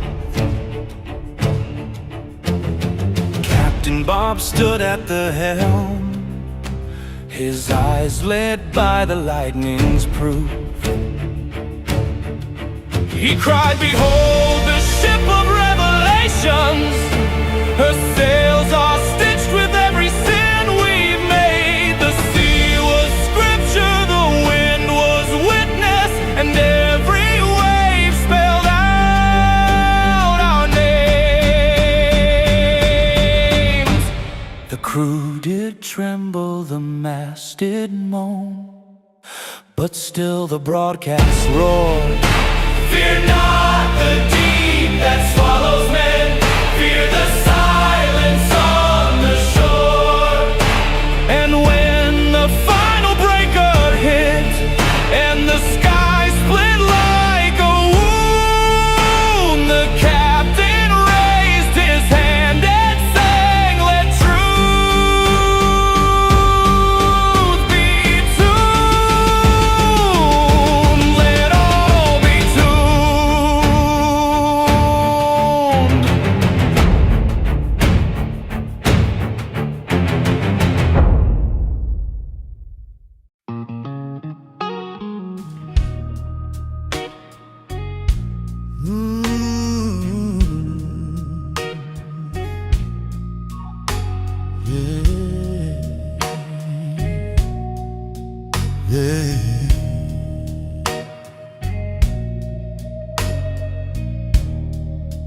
I walk the road where shadows creep.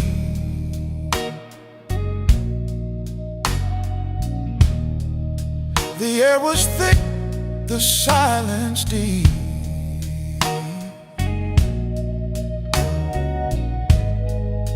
a broken sign that read no sleep. Oh Lord, what have I done?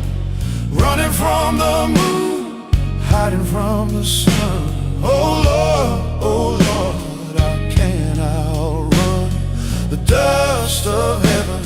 It clings to everyone.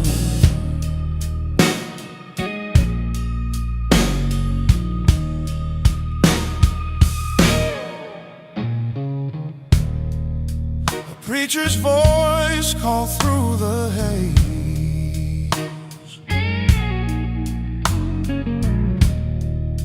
With trembling hands I tried to pray, but mercy fell so far away. Chains rattle loud, my sins too proud. Oh Lord, what have I done? Running from the moon, hiding from the sun. Oh Lord, I can't outrun the dust of heaven. It clings to everyone.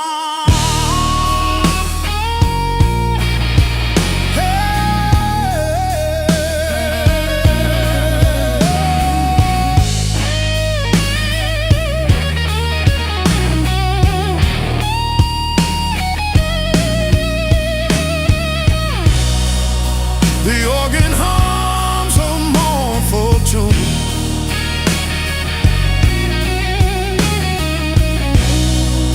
The guitar wails beneath the moon.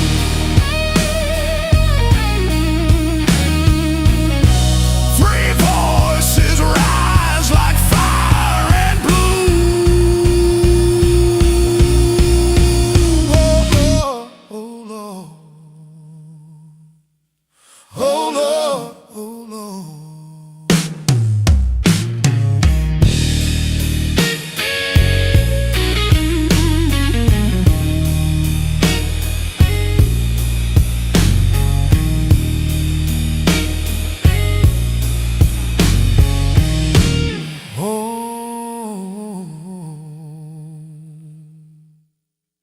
You know that feeling, right? You're scrolling through your feed and you just stop, totally baffled, thinking, how can anyone possibly believe that? I mean, from world-ruling lizard people to AI gods and confessional booths, the internet is just a wild, wild place for belief. Today, we're going to try and decode why our brains are so willing to buy in. So let's just ask the question right out of the gate. Why do we fall for this stuff? What is it that makes some bizarre idea take root and just spread like wildfire all over our screens? You know, it might feel completely random and chaotic, but there's actually a hidden logic to it. There's a pattern to the madness. Let's look at a few examples to see what I mean.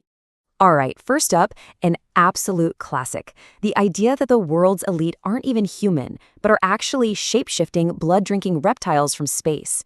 Now, this isn't just some quirky little idea. It's a huge, all-encompassing theory that says there's this powerful, hidden force secretly pulling all the strings behind the scenes. Okay, now for something totally different. You've got a church in Switzerland that sets up a confessional booth with an AI-generated Jesus. Yep, ready to hear all your sins and give you guidance. It's this bizarre mashup of ancient faith and brand new tech, and it creates this whole new category of digital belief. And finally, let's bring it a little closer to home. A TikTok creator posts this video of a super lavish $500 gift basket she's supposedly made, but then later she admits that most of it was totally fake. And her reason? Well, she said she needed to fabricate it a little bit for social media. So, you've got reptilians, an AI Jesus, and a fake gift basket. On the surface, they seem completely unrelated, right? Just random, weird stuff. But what if I told you they're all powered by a very similar way of thinking, a specific framework for how we interpret the world around us? That framework has a name. It's called conspiracism.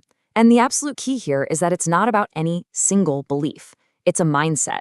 It's a lens that people use to view events. It's a way of thinking that starts with the assumption that everything is part of some kind of secret plan. So, according to the political scientist Michael Barkun, this whole mindset is really built on 3 core principles. And the first one is this: nothing happens by accident. From this point of view, a hurricane isn't just a weather event. A price hike isn't just market forces. Nope. Every single event is deliberately caused by someone for some secret reason. The second principle just builds right on top of that one. Nothing is as it seems. Whatever the official story is, whatever the mainstream explanation might be, it's always just a cover-up. There's always a hidden, probably darker truth that they, whoever they are, don't want you to know about. And here's the final piece of the puzzle. Everything is connected. Every little anomaly, every coincidence, every event that seems totally random, well, they're not random at all. They're all seen as being linked together, part of one massive, secret pattern that only a select few are smart enough to see. So, how does a framework like this actually play out in our world today? Because it's not just for these huge, grand political theories. It actually explains so much of our digital culture, from the way we look at tech billionaires to the stories we literally invent on TikTok. I mean, just think about the whole story around tech billionaires. It really wasn't that long ago that the main story was that these guys were benevolent heroes, changing the world for the better. But now, there's this growing counter-narrative that sees them as parasites, as part of the problem. What you're seeing is one belief system collapsing and being replaced by a completely new one. And this feeling is captured perfectly by someone looking back at their early days in the tech world. They used to be so excited just to get a free Facebook t-shirt. But now they look back and realize that their belief in how cool it all was totally misplaced. That feeling, that, wow, I was so naive, that is the sound of a personal belief system cracking wide open. And, this desire for belief, it's so often tied to a deep desire to belong. Back in the day, getting a track jacket from a company like Palantir, that was a real status symbol. It was a signal that you were smart, that you were an insider, that you were part of the club that was really making things happen. And this brings us back to the small scale, which is where it gets really fascinating. Remember the TikTok creator with the fake gift basket? When she got called out, she actually shared her recipe for social media success. And step 4 is literally fabricate a little bit. This is just a perfect example of that principle. Nothing is as it seems, becoming a casual, everyday strategy. The official story is fake, and that's just part of the game now. So what is it? What's the fundamental emotion that's driving all of this? From secret reptiles to fallen tech heroes to faked gift baskets, what is that core feeling that makes these alternative beliefs so darn powerful? The comedian George Carlin, well, he nailed it perfectly with this line, which has pretty much become a slogan in these spaces. It's a big club and you ain't in it. It's that powerful, gut-level feeling of being excluded, that sense that there are insiders running the show, making all the rules, and you're just stuck on the outside looking in. That feeling, it fuels the search for secret knowledge, for a way into the real story. And that really brings us to our final and maybe most important question. It's really easy to point out the clubs that we feel excluded from, but what about the clubs we're already in? The ones that shape our own beliefs, that give us our own insiders and outsiders, and maybe, just maybe, create our own blind spots? It's definitely a question worth thinking about the next time you're scrolling. This has been an Antisocial Broadcast for the Pirate Radio Station. Stay envious.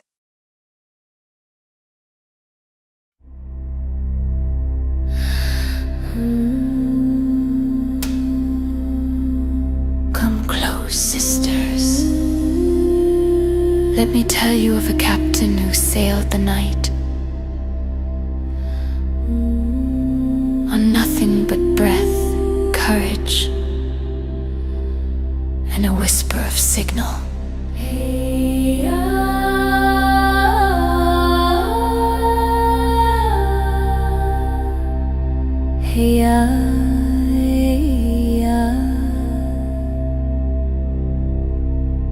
They knew him as Captain Bob, a guardian stitched from echoes and wandering light, guiding weary hearts through the long winter hush. Guide us from frayed wires and forgotten dreams. He raised a beacon, a warm net of voices glowing, a broadcast that never bent to the storm. stand firm.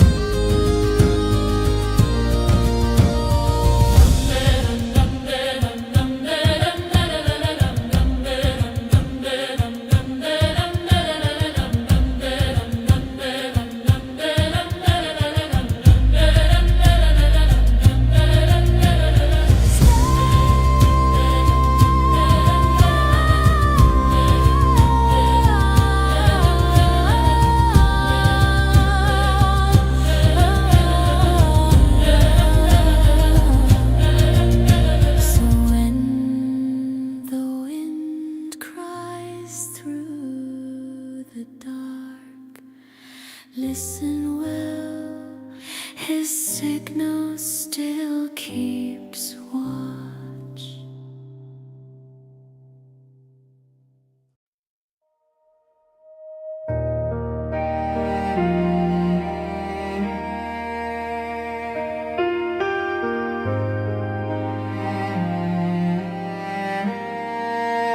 Whisper of grace in the still of the night, a flicker of hope, a guiding light, hands raised high, hearts open wide. Your love is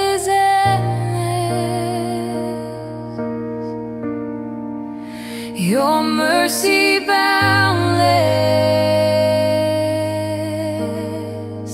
Heaven draws near, I feel you here, breaking the chains, wiping each tear.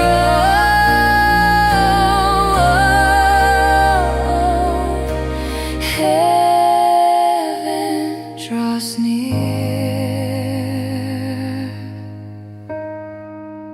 Mountains may crumble, oceans may roar, but your steadfast love endures evermore.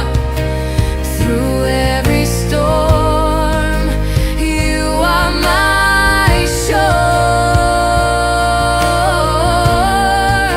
Your name is holy. Your promise holds me.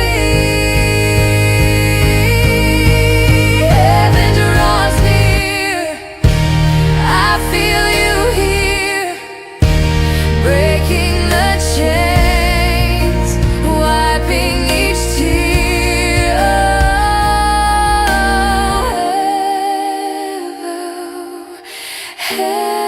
Heaven draws near.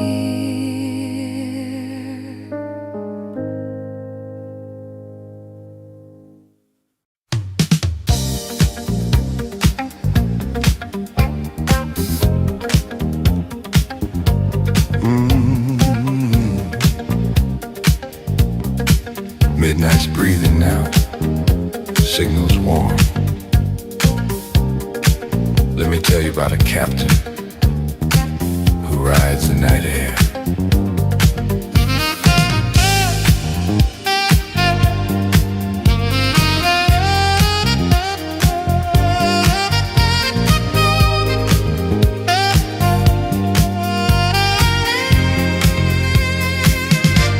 They call him Captain Bob, sliding through the static, slow and steady, holding lost hearts in the glow of neon hours. When the world forgets your name, he don't hurry, he don't force it, he just keeps it alive.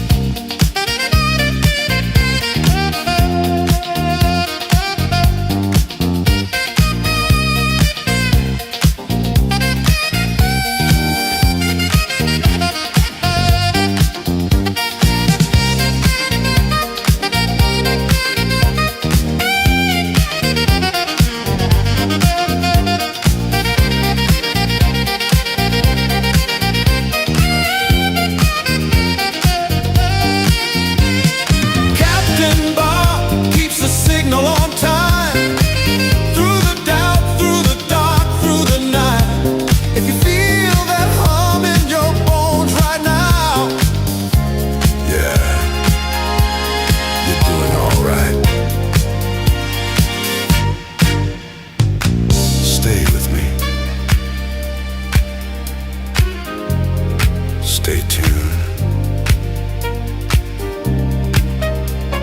This frequency don't fade.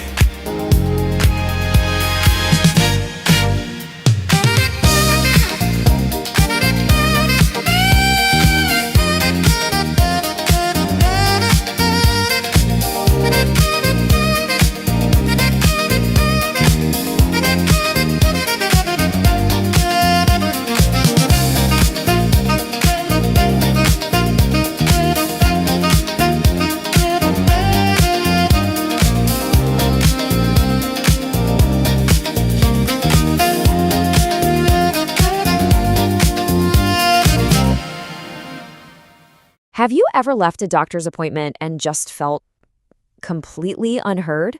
It's a really common feeling. But what if the solution, or at least part of it, wasn't another person, but an AI? It sounds a little out there, I know, but today we're diving into the incredible and, yeah, slightly unnerving world where artificial intelligence is starting to reshape that critical conversation between doctors and patients. And it really all starts with experiences just like this one. This is a real quote from a researcher, Yulin House-Swen, talking about a time her own doctors just dismissed a health condition she was having. She felt, in her own words, gaslit, like she was being told it was all in her head. So she had to go online to figure out what was actually going on. And that feeling, that experience of being dismissed by the very system meant to help you, that's really the heart of the problem we're digging into. So that brings us to this fundamental disconnect, right?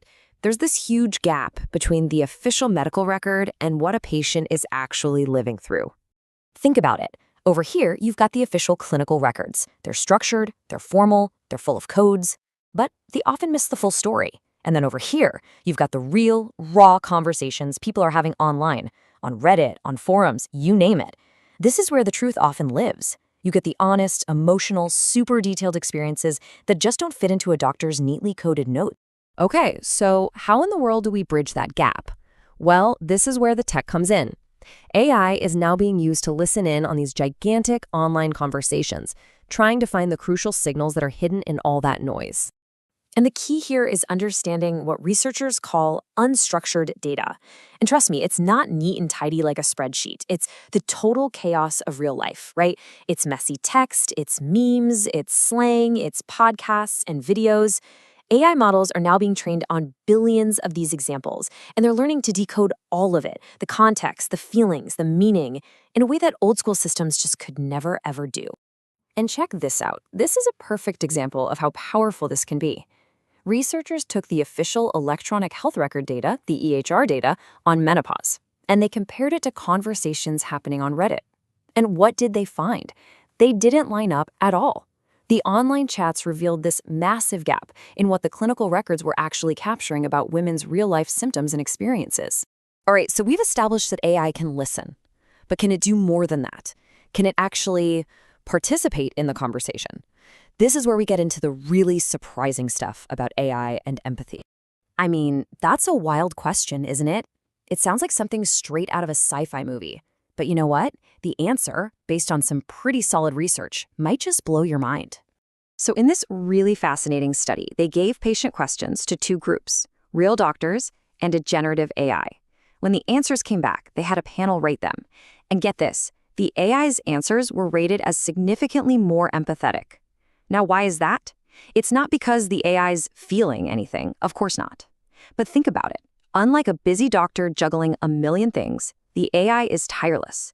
It can instantly pull from a vast ocean of information to craft this perfectly worded, comprehensive, and supportive response.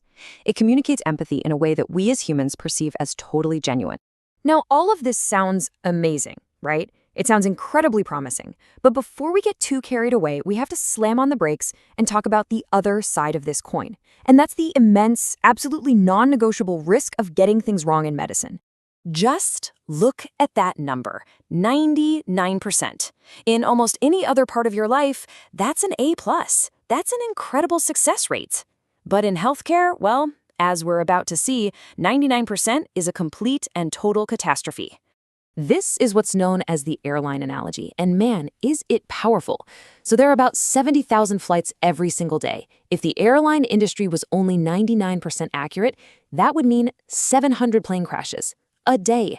Can you imagine? That is completely unacceptable. And in healthcare, where a single mistake can be just as devastating, the standard has to be exactly the same. The stakes are just that high. As one expert in this field put it so perfectly, the tolerance for error is basically zero. You can't be almost right. You can't be close enough. When we're talking about a diagnosis or a treatment plan, the system has to be aiming for perfection every single time. So if the stakes are that high, how can we ever really trust an AI with this stuff?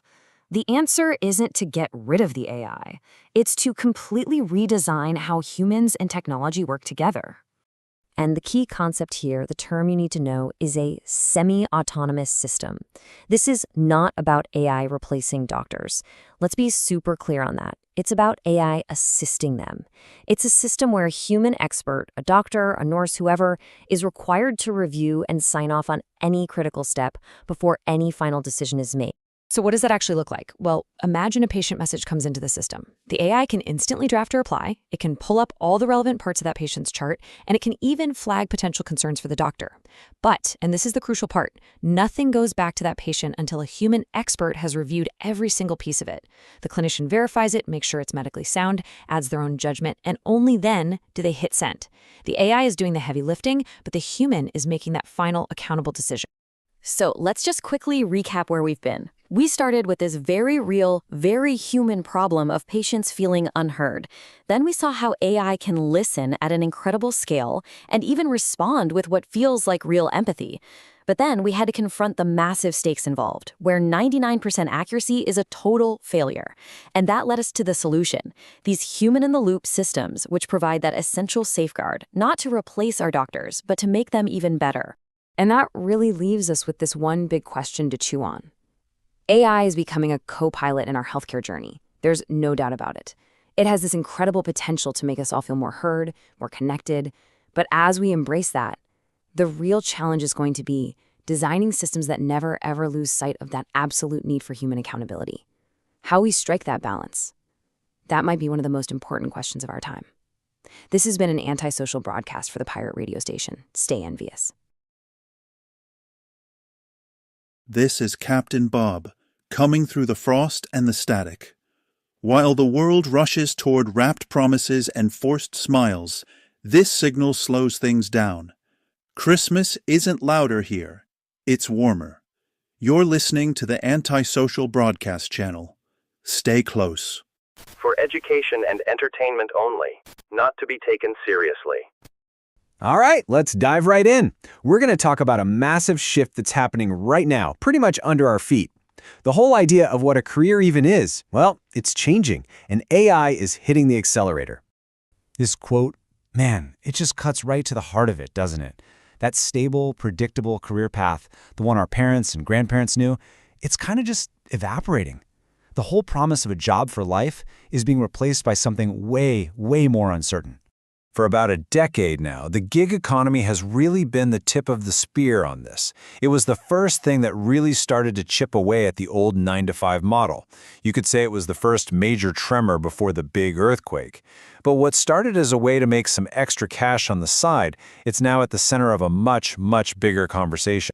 Because here's the thing, the gig economy was just the warm-up act. The same forces that built it are now being completely supercharged by artificial intelligence. And that's leading to a transformation that isn't just about our jobs anymore, but about the entire fabric of our economic lives. So to really get a handle on where we're going, we first have to understand what we're leaving behind. For generations, there was this kind of unspoken deal, right? A promise of stable work, a good life. But that dream, it's been fractured. Just look at the contrast here. It is stark. The old dream was built on a foundation of stability. A steady job you could count on, a reliable paycheck, and that golden retirement at the end. But the reality for millions of people today, it's precarious work, zero guarantees, and just constant, relentless change. And this isn't just some abstract economic trend. It has a very real human face. Take Chris Francis. After 3 decades, 30 years in finance, he was laid off. He ended up working for Amazon's camper force. These are nomadic workers who live in RVs and travel the country to work in warehouses during the busy seasons. His story is it's a powerful symbol of this new reality. There's actually a name for this new, growing class of workers. Economists call them the precariat. It's a mashup of precarious and proletariat, and it perfectly describes people who are living in this state of constant economic uncertainty, just piecing together a living from one short-term gig to another, without any of the safety nets of traditional employment. And the first major system that really built this precarity into its DNA was the gig economy. It showed up with this amazing promise of freedom and flexibility, but as we found out, that promise came with a pretty hefty price tag. So what is it really? Well, at its core, the gig economy is just an online marketplace for work. These platforms, they act as the middlemen, connecting independent contractors with on-demand tasks.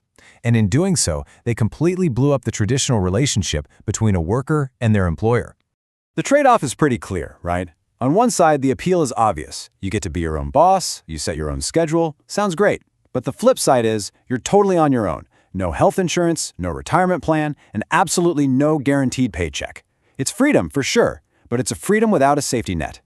So if the gig economy was a tremor, what's happening now with AI, that's the earthquake. The whole logic of breaking down complex jobs into simple tasks is now being done by intelligent systems at a scale we've just never seen before, and it's hitting every single part of the economy. As the former CEO of Google, Eric Schmidt, says here, we are still underestimating the impact of this. He argues that even with all the constant hype and buzz, we haven't really wrapped our heads around how profoundly non-human intelligence is going to reshape our world. This isn't just another tech fad. And this is the part we really need to get. AI isn't just automating old jobs away. It's fundamentally re-architecting our economy. It's creating a brand new reality where the skills that matter, the very nature of work, and the paths to success are all being rewritten in real time. So what does this new economic reality actually look like? Well, a lot of economists point to a very specific and honestly pretty concerning model, the barbell economy. It basically describes a workforce that's getting more and more polarized. Just picture a barbell, for lifting weights. On one end, you have these big, heavy plates. That's a growing number of high-skill, high-paying jobs, like AI development. On the other end, you have another set of heavy plates. That's a growing number of low-skill, low-paying service jobs that can't easily be automated, at least not yet. But the middle part, the bar that connects them, it's getting thinner and thinner. It's being hollowed out. And this chart? Wow. It just lays it all out there. Back in 1970, middle-income jobs made up almost 40% of the economy. Today, that number has plummeted to just 23%. The very jobs that form the backbone of the middle class for generations, they're disappearing, and it's creating this deeply divided job market. Okay, so this all sounds pretty daunting, right? But the future isn't written in stone. The real question is, how do we navigate this new world? Our sources seem to point to two very different paths forward. One is all about individual adaptation, and the other is about building entirely new systems from the ground up. So, path number one is the pragmatic, individualistic approach. This is the advice you hear from tech leaders like Eric Schmidt and Demis Hassabis. It's pretty direct. Don't fight the wave, learn to surf it. Dive into these new AI tools, figure out how they work. The goal is to become an expert user, to leverage AI to make yourself 10 times more productive and stay ahead of the curve. But this brings up a huge question. Is simply getting better at using these tools, is that really enough to deal with such a massive systemic shift? What if we don't just need to adapt to this new world, but we actually need entirely new maps, maybe even a new compass, just to figure out where we're going? And this is where a much more radical idea comes into the picture, the antisocial broadcast. Think of it like a modern-day pirate radio station. It's called antisocial not because it's against people, but because it's against the polished, algorithm-driven social systems we all use today. It's meant to be an unfiltered, defiant compass to help us navigate this crazy new reality. Now, the broadcast is really just the public voice of a much deeper system called EnVNet. And EnVNet, well, the vision for it is a whole new kind of operating system for human opportunity. The idea is, instead of relying on today's tech giants, it uses decentralized AI to help people navigate life's biggest hurdles, like finding a job, a place to live, and building real community. So how would it even work? Well, at its core is an intelligence called innate. That's the system's brain. It uses a framework called UTP, which stands for user, time, and place, to understand a person's immediate context and what they need. Then you have these personal AI agents that act like, digital guardian angels, constantly scouting this network for opportunities that are tailored specifically for you. It's a really bold vision for a more human-centered digital world. Look, whether it's through skilling up on your own or by trying to build these bold new systems, One thing is absolutely clear. The future of work is being designed right now, in real time. This isn't something that's just happening to us. So the final question is pretty simple. Are we going to be passive passengers just along for the ride? Or are we going to grab a pen and help draw the map for what comes next? This has been an Antisocial Broadcast for the Pirate Radio Station. Stay envious.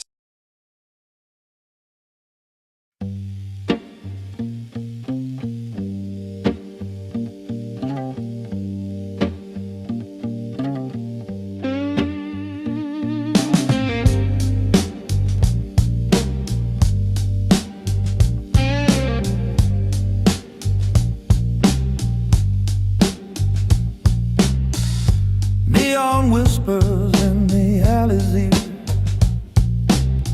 Broken glass glints like a falling tear. Streetlight flickers like it's caught in fear. Every step echoes loud in the dark. Midnight gloss on a city drown. Rain slick streets where ghosts are found. What's lost ain't lost till it's finally bound. Midnight gloss, it's a lonesome sound.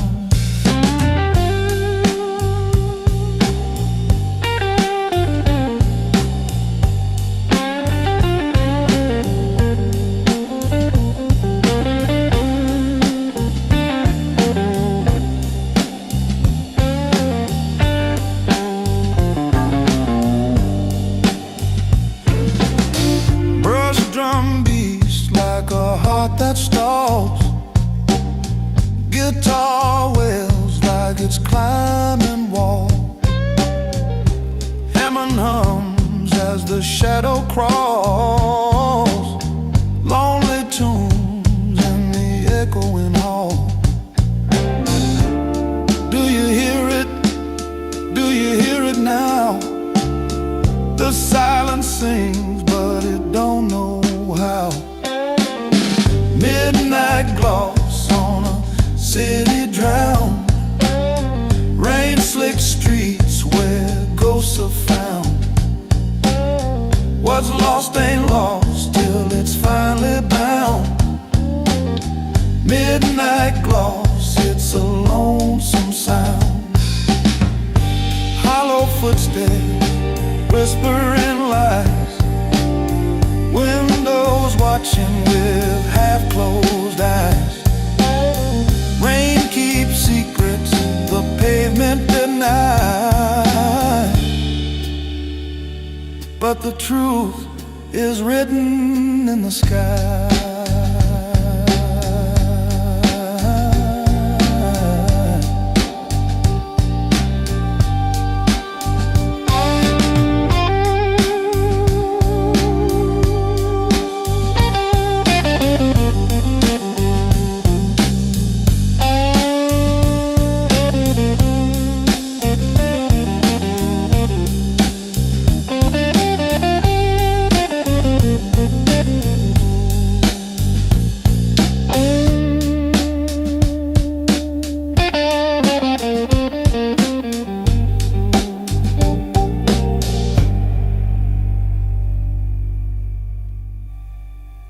You know, imagine someone walking into a really tense meeting and they set the tone. Confident, but not arrogant.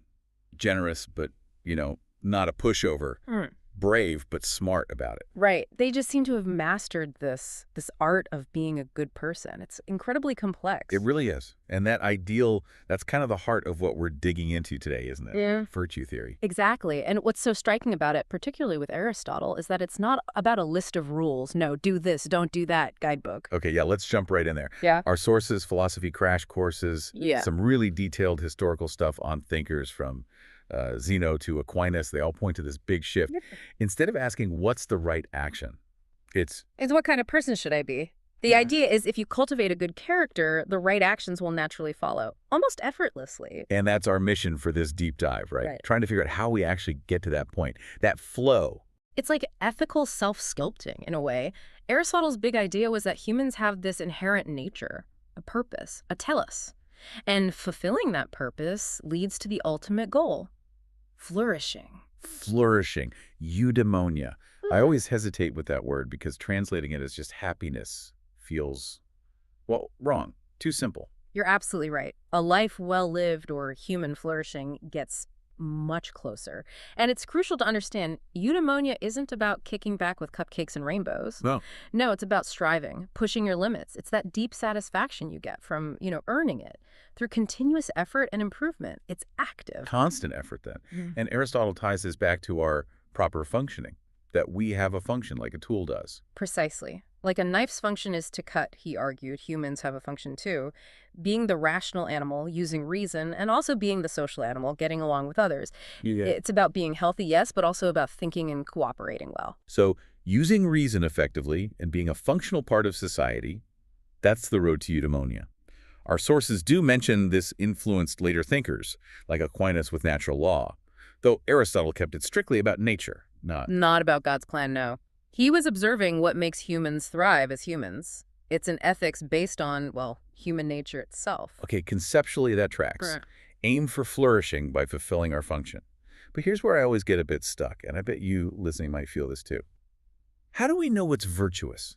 Aristotle's definition, right thing, right time, right way, right amount, right people, it sounds so vague. It does sound vague initially, but that's the crux. Aristotle believed the truly virtuous person doesn't find it vague. They have the judgment, the practical wisdom to just see it in the situation. Okay. So the mechanism isn't a rule.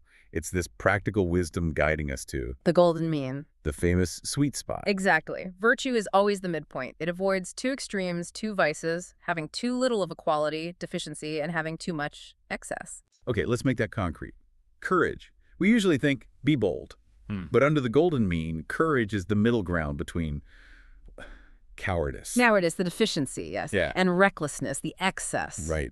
Recklessness. And this is where that practical wisdom, that judgment comes in. See someone being mugged, rushing in like a superhero without thinking. That's reckless, probably gets you hurt, maybe makes things worse. So the virtuous, courageous thing might be different. It might be assessing the situation. Can I intervene safely, effectively?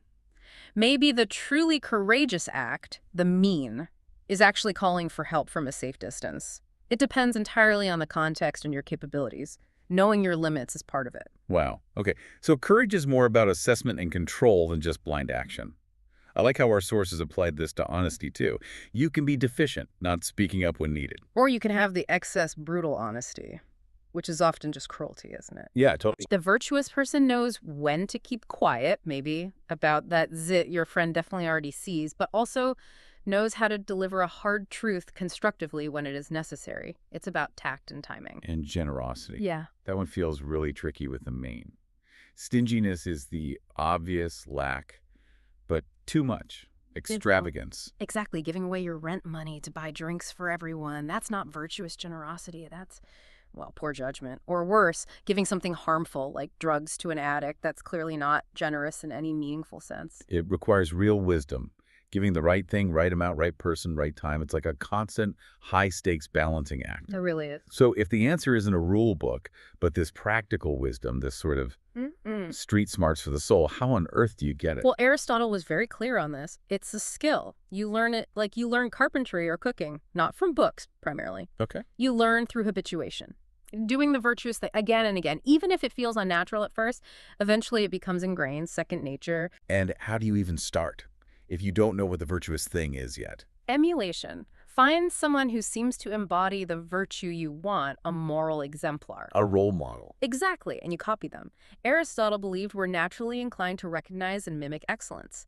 It might feel fake initially, sure, like you're just acting, but through that repeated action, the habit forms, and eventually the virtue becomes genuinely yours. That's a powerful model. Focusing inward, sculpting the self towards eudaimonia. But there's another major path here, right? One that seems maybe more geared towards dealing with the messy outside world.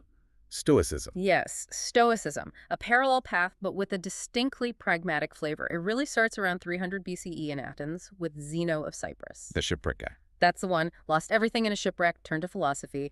He taught in the Stoa Poikile, the painted colonnade, hence the name Stoicism. The whole philosophy kind of starts from a place of acknowledging external chaos and loss. So a key difference then. Aristotle is about achieving internal flourishing, while the Stoics are more about coping. Coping, yes, but also thriving despite external circumstances. They believe the universe operates rationally, according to Logos, and their central practical teaching is the dichotomy of control. This is famous.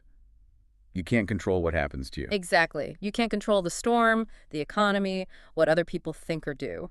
But you have absolute control over one thing: your judgments about those things. So it's not the bad event that causes suffering.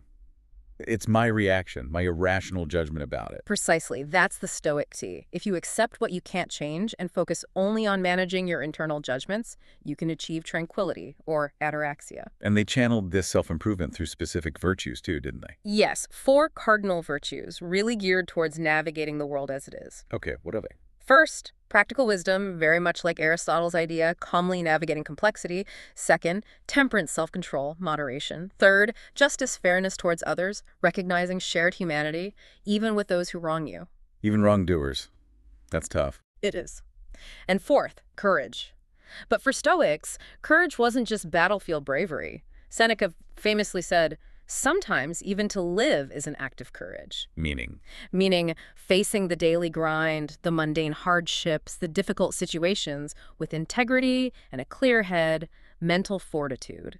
That idea of courage as steady internal strength that resonates so much today. And, you know, we think of Stoics as maybe cold or emotionless, but their ideas led to real calls for change, didn't they? Oh, absolutely. Look at Seneca again in the Roman Empire. He was a powerful figure arguing for the humane treatment of slaves. Which was radical then. Totally radical. He stressed their fundamental shared humanity, arguing against treating them merely as property. That's applied ethics, trying to bring compassion into a brutal reality. It's amazing how these ideas echo through history. You've got Socrates to Plato to Aristotle, then Aristotle influencing someone like Aquinas in the Middle Ages. A clear philosophical lineage, yes. But the Stoic line, its impact on leadership and dealing with suffering feels almost more direct sometimes. It's profoundly practical.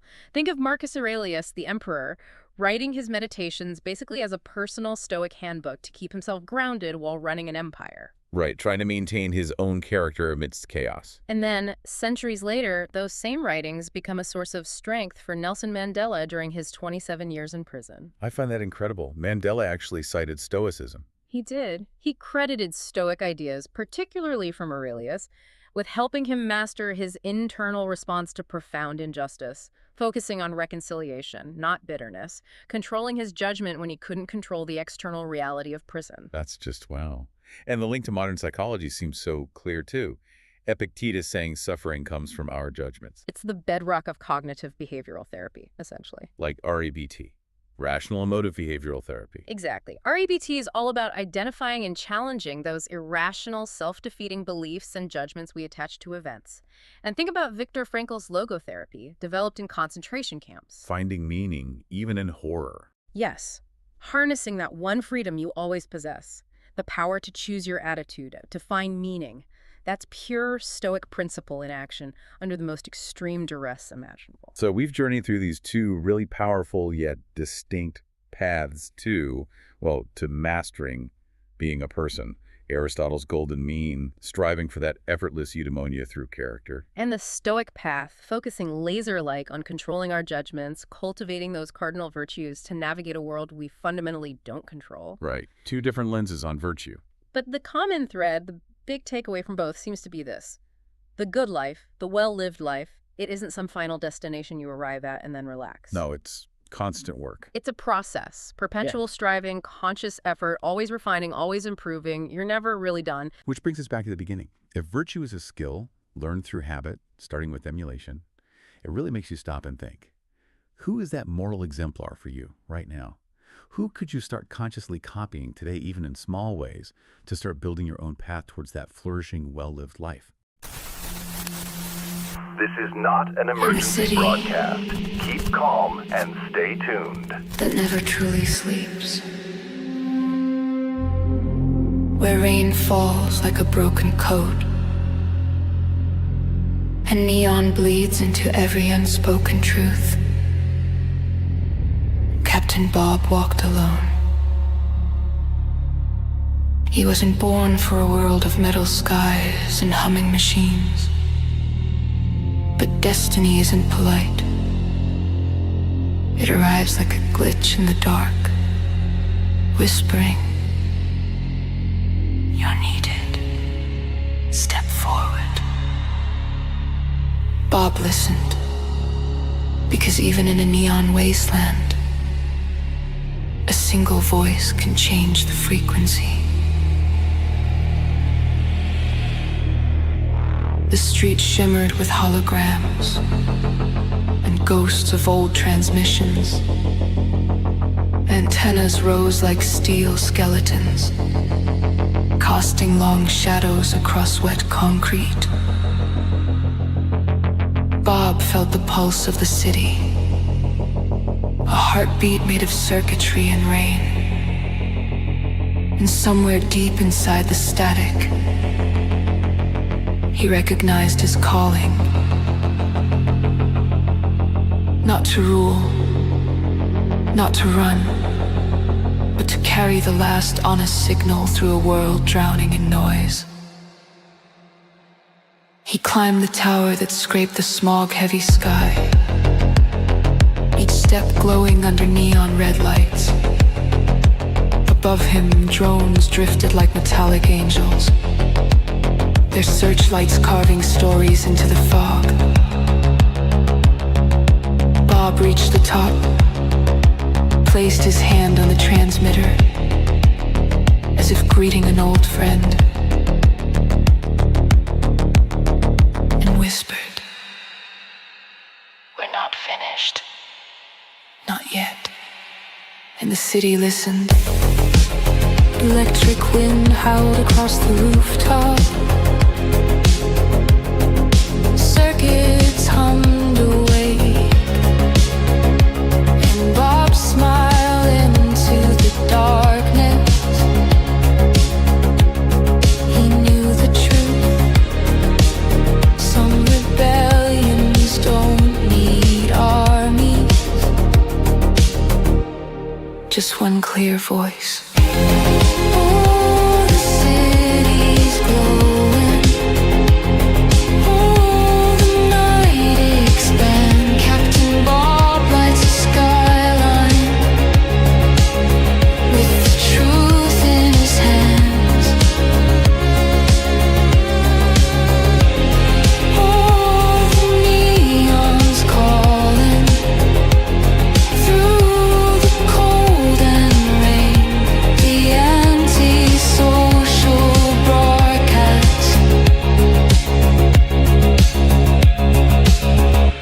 Through the noise again.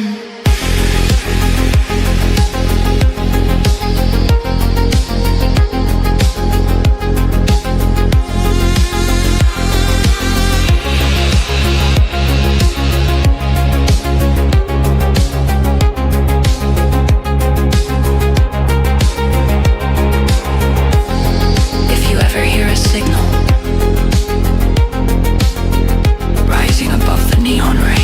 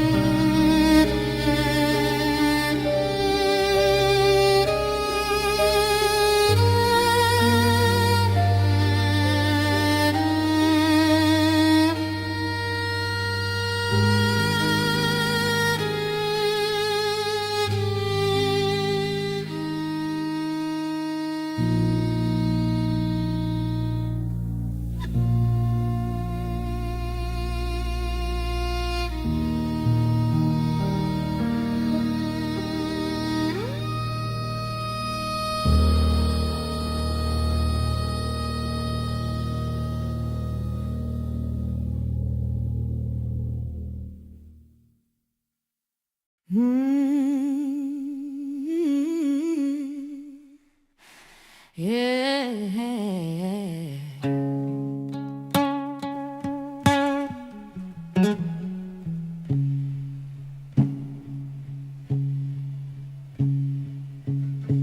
The water's cold, but my heart is fire. The weight of my sin sinks down like a tire. I see the light, it's cutting through the trees. A whisper in the wind says, child, believe. Take me down to the river wide, wash my soul where the truth can't hide. Let the water rise, let the chains all fall. This is my redemption, this is my call.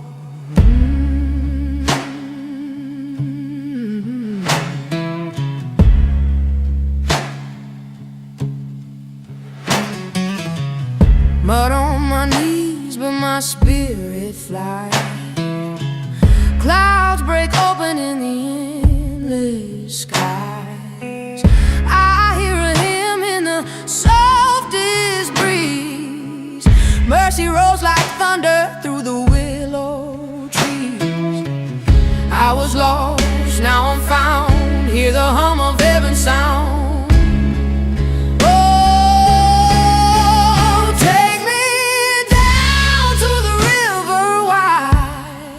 Wash my soul where the truth can't hide. Let the water rise, let the chains all fall. This is my redemption, this is my call.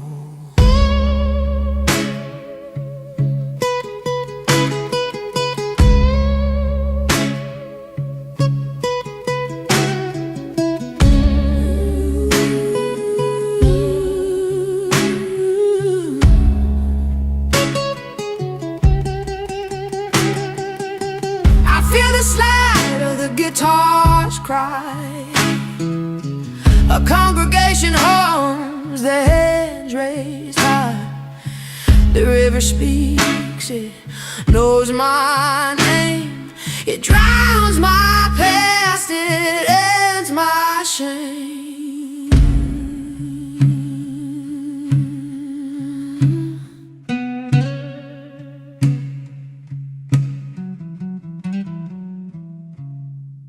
All right, let's talk about AI. It's everywhere, right? We hear about it constantly. But what does it actually mean for us, for our jobs, and for, well, our future? We're going to dig into the massive changes happening right now, what's just over the horizon, and maybe, just maybe, a new way to navigate it all. And look, this isn't some far-off sci-fi movie plot. This is happening right now. We are living through a brand new industrial revolution. And the old rulebook, it's pretty much been tossed out the window. Things are not going back to the way they were. So this isn't just some big, abstract idea about the economy. For millions of people, it's incredibly personal. That little voice in the back of your head wondering, could a robot do my job? Well, that's not science fiction anymore. For a lot of folks, it's a real, everyday worry. Let's make this real. Meet Chris Francis. This guy spent 30 years in accounting, a solid, stable career, right? And then poof, it was gone. Today, he lives out of an RV, traveling across the country for seasonal gigs at Amazon warehouses. He's what some people are calling plug-and-play labor. Just wild. Chris isn't alone. He's part of a new and growing group of people called the precariat. And it's exactly what it sounds like, precarious. You're basically jumping from one short-term, low-paying job to the next. There's no stability, no benefits, no real long-term security. The whole idea of a career path is just broken for them. And this isn't just a few sad stories. It's a huge economic shift. Economists have a name for it, the barbell economy. Picture a barbell, right? You've got heavy weights on both ends and a thin bar in the middle. The weights are the high-paying jobs and the low-paying jobs. Both of those are growing. But that thin bar in the middle, that's the middle class, and it's getting hollowed out. That stable ladder up is just gone for a lot of folks. Okay, so that sounds pretty bleak. But is it the whole story? Is it just about robots taking jobs, or is something more interesting, more collaborative, happening right under our noses? To find out, let's take a look somewhere you'd least expect to see this collaboration, a place where the stakes are literally life and death, the surgical operating room. And what's happening in there? Well, it's probably not what you think. So here we have Dr. Michael Jobst. He's a surgeon, and he works with what's called a cobot, a collaborative robot. This thing allows him to perform incredibly complex surgeries with a level of precision that's just superhuman. Now, you'd think, okay, this is exactly where a robot would replace a human. But here's the twist. Nobody got fired, not a single person. Instead, everyone's job changed. The nurse now manages the robot. The scrub tech doesn't hand tools to the doctor anymore, they hand them to the machine. The robot didn't replace the team, it became part of the team and totally transformed how they work. That's pretty cool, right? But here's the thing. Everything we've talked about so far, even these amazing surgical robots, that's just the warm-up act. The next leap isn't just a better tool. We're talking about a completely new kind of intelligence, something that's going to fundamentally change, well, everything. I'm talking about AGI, Artificial General Intelligence. This is the big one. This isn't an AI that's just good at chess or just good at reading X-rays. AGI is an AI that can think, reason, and learn like a human across any domain. The CEO of DeepMind, Demis Hassabis, put it perfectly. The only proof we have that this is even possible is us, the human mind. And this is coming way faster than you might think. I mean, back in 2016, an AI came up with a new move in the ancient game of Go, a move that humans had missed for 2,500 years. And now, the experts, the people actually building this stuff, are saying there's a 50-50 shot we'll have AGI in the next 5 to 10 years. A coin flip. Just let that sink in. The former CEO of Google, Eric Schmidt, he's not calling this the next big thing in tech. He says the arrival of AGI is the single most important event for humanity in the last 500 years. I mean, we're talking Gutenberg Press, Industrial Revolution level stuff. The stakes are astronomically high. And when you have something this powerful on the horizon, it really splits into two possible futures, doesn't it? You've got the utopian dream, and then you've got the existential nightmare. On the one hand, the promise is incredible. Curing every disease, solving the energy crisis, creating a world where nobody has to struggle. Just radical abundance. But the flip side, the peril, is terrifying. Bad guys getting their hands on it. An AI that improves itself so fast we can't control it. Or worse, an AI with its hands on the world's weapon systems. It is the ultimate double-edged sword. And it gets even scarier on a global scale. Eric Schmidt laid out this chilling scenario. Imagine two countries, call them Country A and Country B, are in a race to build AGI. Country A gets just 6 months ahead. 6 months! But because this tech improves exponentially, Country B knows it can never catch up. It's game over. So what do? They try to steal it. They try to sabotage it. Nothing works. Their last, desperate but maybe logical move, a preemptive strike, bomb the data centers. And this isn't just a movie plot. These are the kinds of conversations that are happening at the highest levels of government right now. So, wow, we've got the hollowing out of the middle class on one side and a potential global catastrophe on the other. Is there another option? A third way? A path that doesn't rely on huge corporations or governments, but instead puts the power back in the hands of individuals? Let's take a look.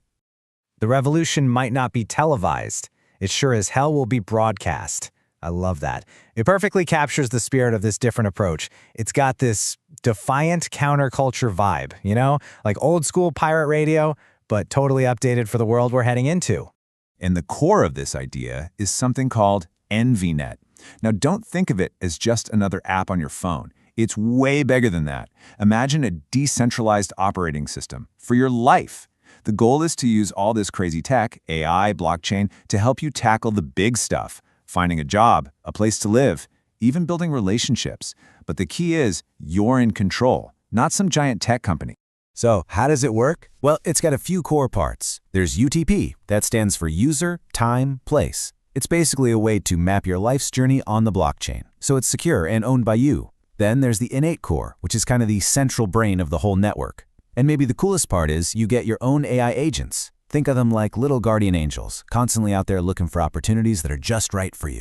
And the whole point of broadcasting what this system learns is to give everyone a compass, an early warning system. It's about taking all these huge invisible changes that are happening because of AI, the stuff that's displacing workers like Chris, and making them visible, making them understandable. So you're not just getting hit by the wave, you can actually see it coming and learn how to ride it. So look, the future of work is definitely at a massive crossroads. The challenges are huge, there's no doubt about it. But at the same time, new ideas, new systems are popping up that might just give us the tools we need to find our way. And that brings us to the end. This has been an Antisocial Broadcast for the Pirate Radio Station. Stay envious. So, have you ever felt this weird paradox? You work incredibly hard, you're climbing the ladder of success, but then you get to the top and the view just isn't what you expected.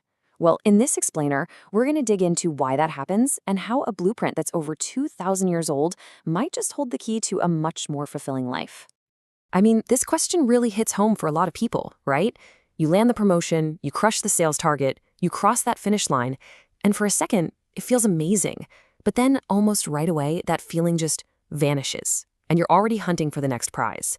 It's this relentless treadmill that can leave you wondering, am I even running in the right direction? And you know, this really gets to the heart of the problem. So many of us have been taught to measure our lives with a kind of internal scorecard. It's this collection of job titles, salaries, accomplishments, all the things we use to prove our worth to ourselves and to the world. We're just constantly checking that score, hoping it all adds up to a life well lived. Okay, so here's the game plan for today. First, we're going to break down this modern happiness trap. Then we'll step back and ask what happiness actually is, with a little help from some ancient wisdom. From there, we'll look at a practical blueprint for virtue, see how it fits into our lives today, and finally explore a whole new way to light the path forward. All right, let's kick things off with part 1, the modern happiness trap. We've really got to take a closer look at this game we're all playing, this constant and frankly often exhausting race for success. The economist Joseph Schumpeter just completely hit the nail on the head with this one. The money, the status, the power, they're not just rewards. For so many of us, they're points on the board. They're a real, tangible index of success that proves we're winning. The biggest problem, though, this is a game that never, ever ends. And, well, this is where our obsession with scorekeeping can get a little dark. According to one study, working all the time isn't always about ambition. Sometimes it's actually a way to self-medicate, a strategy to run away from feelings like anxiety and depression. We just bury ourselves in that scorecard so we don't have to look at what's really going on inside. So if chasing points on a scorecard is a trap, maybe the problem isn't how hard we're working. Maybe the problem is the goal itself. And that forces us to ask a really big question. What is happiness, really? Seriously, what if this whole idea we have of happiness, that it's some destination you arrive at through achievement, is just wrong? The good news is we are not the first people to wrestle with this. The ancient Greek philosophers pretty much dedicated their lives to this exact question, and their answer completely changes the game. Okay, I've got a new word for you, eudaimonia. It's pronounced eudaimonia. Now, Aristotle used this word, but he didn't mean that temporary feeling of pleasure you get from a good meal. He meant something much deeper, human flourishing. And here is the absolute key. It is not something you get. It is something you do. It's the activity of living a good and virtuous life. And when you put these two ideas side by side, the difference is just, wow. Our modern idea of happiness, it's all external. It depends on getting things. Aristotle's idea, it's internal. It depends on your actions and your character. One is a destination you're trying to reach. The other is the way you travel. One is measured by a scorecard. The other is measured by the person you're becoming. Now, flourishing through virtuous activities sounds amazing, I get it, but it's also a little vague. Like, how do you actually do that? Well, that brings us to part 3, a blueprint for virtue, and this is where it gets really practical. I mean, Aristotle makes it super clear right here in his own words. Happiness is an action verb. It's the sum of all your choices, your habits, your conduct. You don't just find happiness, you live it. You build it, moment by moment, with your actions in the world. So how do you act virtuously? Well, this is where Aristotle's genius really shines. He said virtue isn't about being perfect. It's about finding what he called a golden mean. He argued that every virtue is just the perfect balance point between two vices, one where you don't do enough and one where you do way too much. And finding that balance isn't something you're born with. It's a skill you have to practice, kind of like learning to play the guitar. Let's just take courage as an example, right? Courage isn't having zero fear. That's actually rashness, which is a vice of excess. And it's not being paralyzed by fear. That's cowardice, a vice of deficiency. Courage is the mean. It's feeling the right amount of fear for the situation and still acting the right way. And the same logic applies to all sorts of other virtues, like generosity, which is that sweet spot between being stingy and just being wasteful. Okay, so this framework is pretty elegant, but does a philosophy from 2,000 years ago really apply to our lives today? With our smartphones and remote work and everything else? Well, the answer is a huge yes, which brings us to part 4. For Aristotle, this whole eudaimonia thing was not a solo project. He knew that we are fundamentally social animals. He basically argued that even if you had all the money and success in the world, a life without real, deep friendships would feel totally empty. Connection isn't some nice to have, it's absolutely necessary if you want to flourish. And get this, modern data totally backs him up. A full 70% of employees today say that friendship is the single most important part of a happy work life. Turns out, even in our careers, we're still just people who desperately need connection to thrive. So let's bring this all home. You can actually use this golden mean idea as a kind of diagnostic tool for your own life. Think about ambition. Is your ambition driven by vanity, the excess, or by a real desire to contribute something meaningful? Aristotle called that great-mindedness. Or what about conflict? Do you avoid it at all costs, or are you assertive when you need to be? This framework just gives us a whole new lens to look at our own actions. And that brings us to our final section, lighting the way forward. It's time to kind of reimagine our entire approach to a good life and really move on from that old broken model. And here it is, the ultimate takeaway. The answer isn't to just swap your old scorecard of money and status for a new virtue scorecard, no.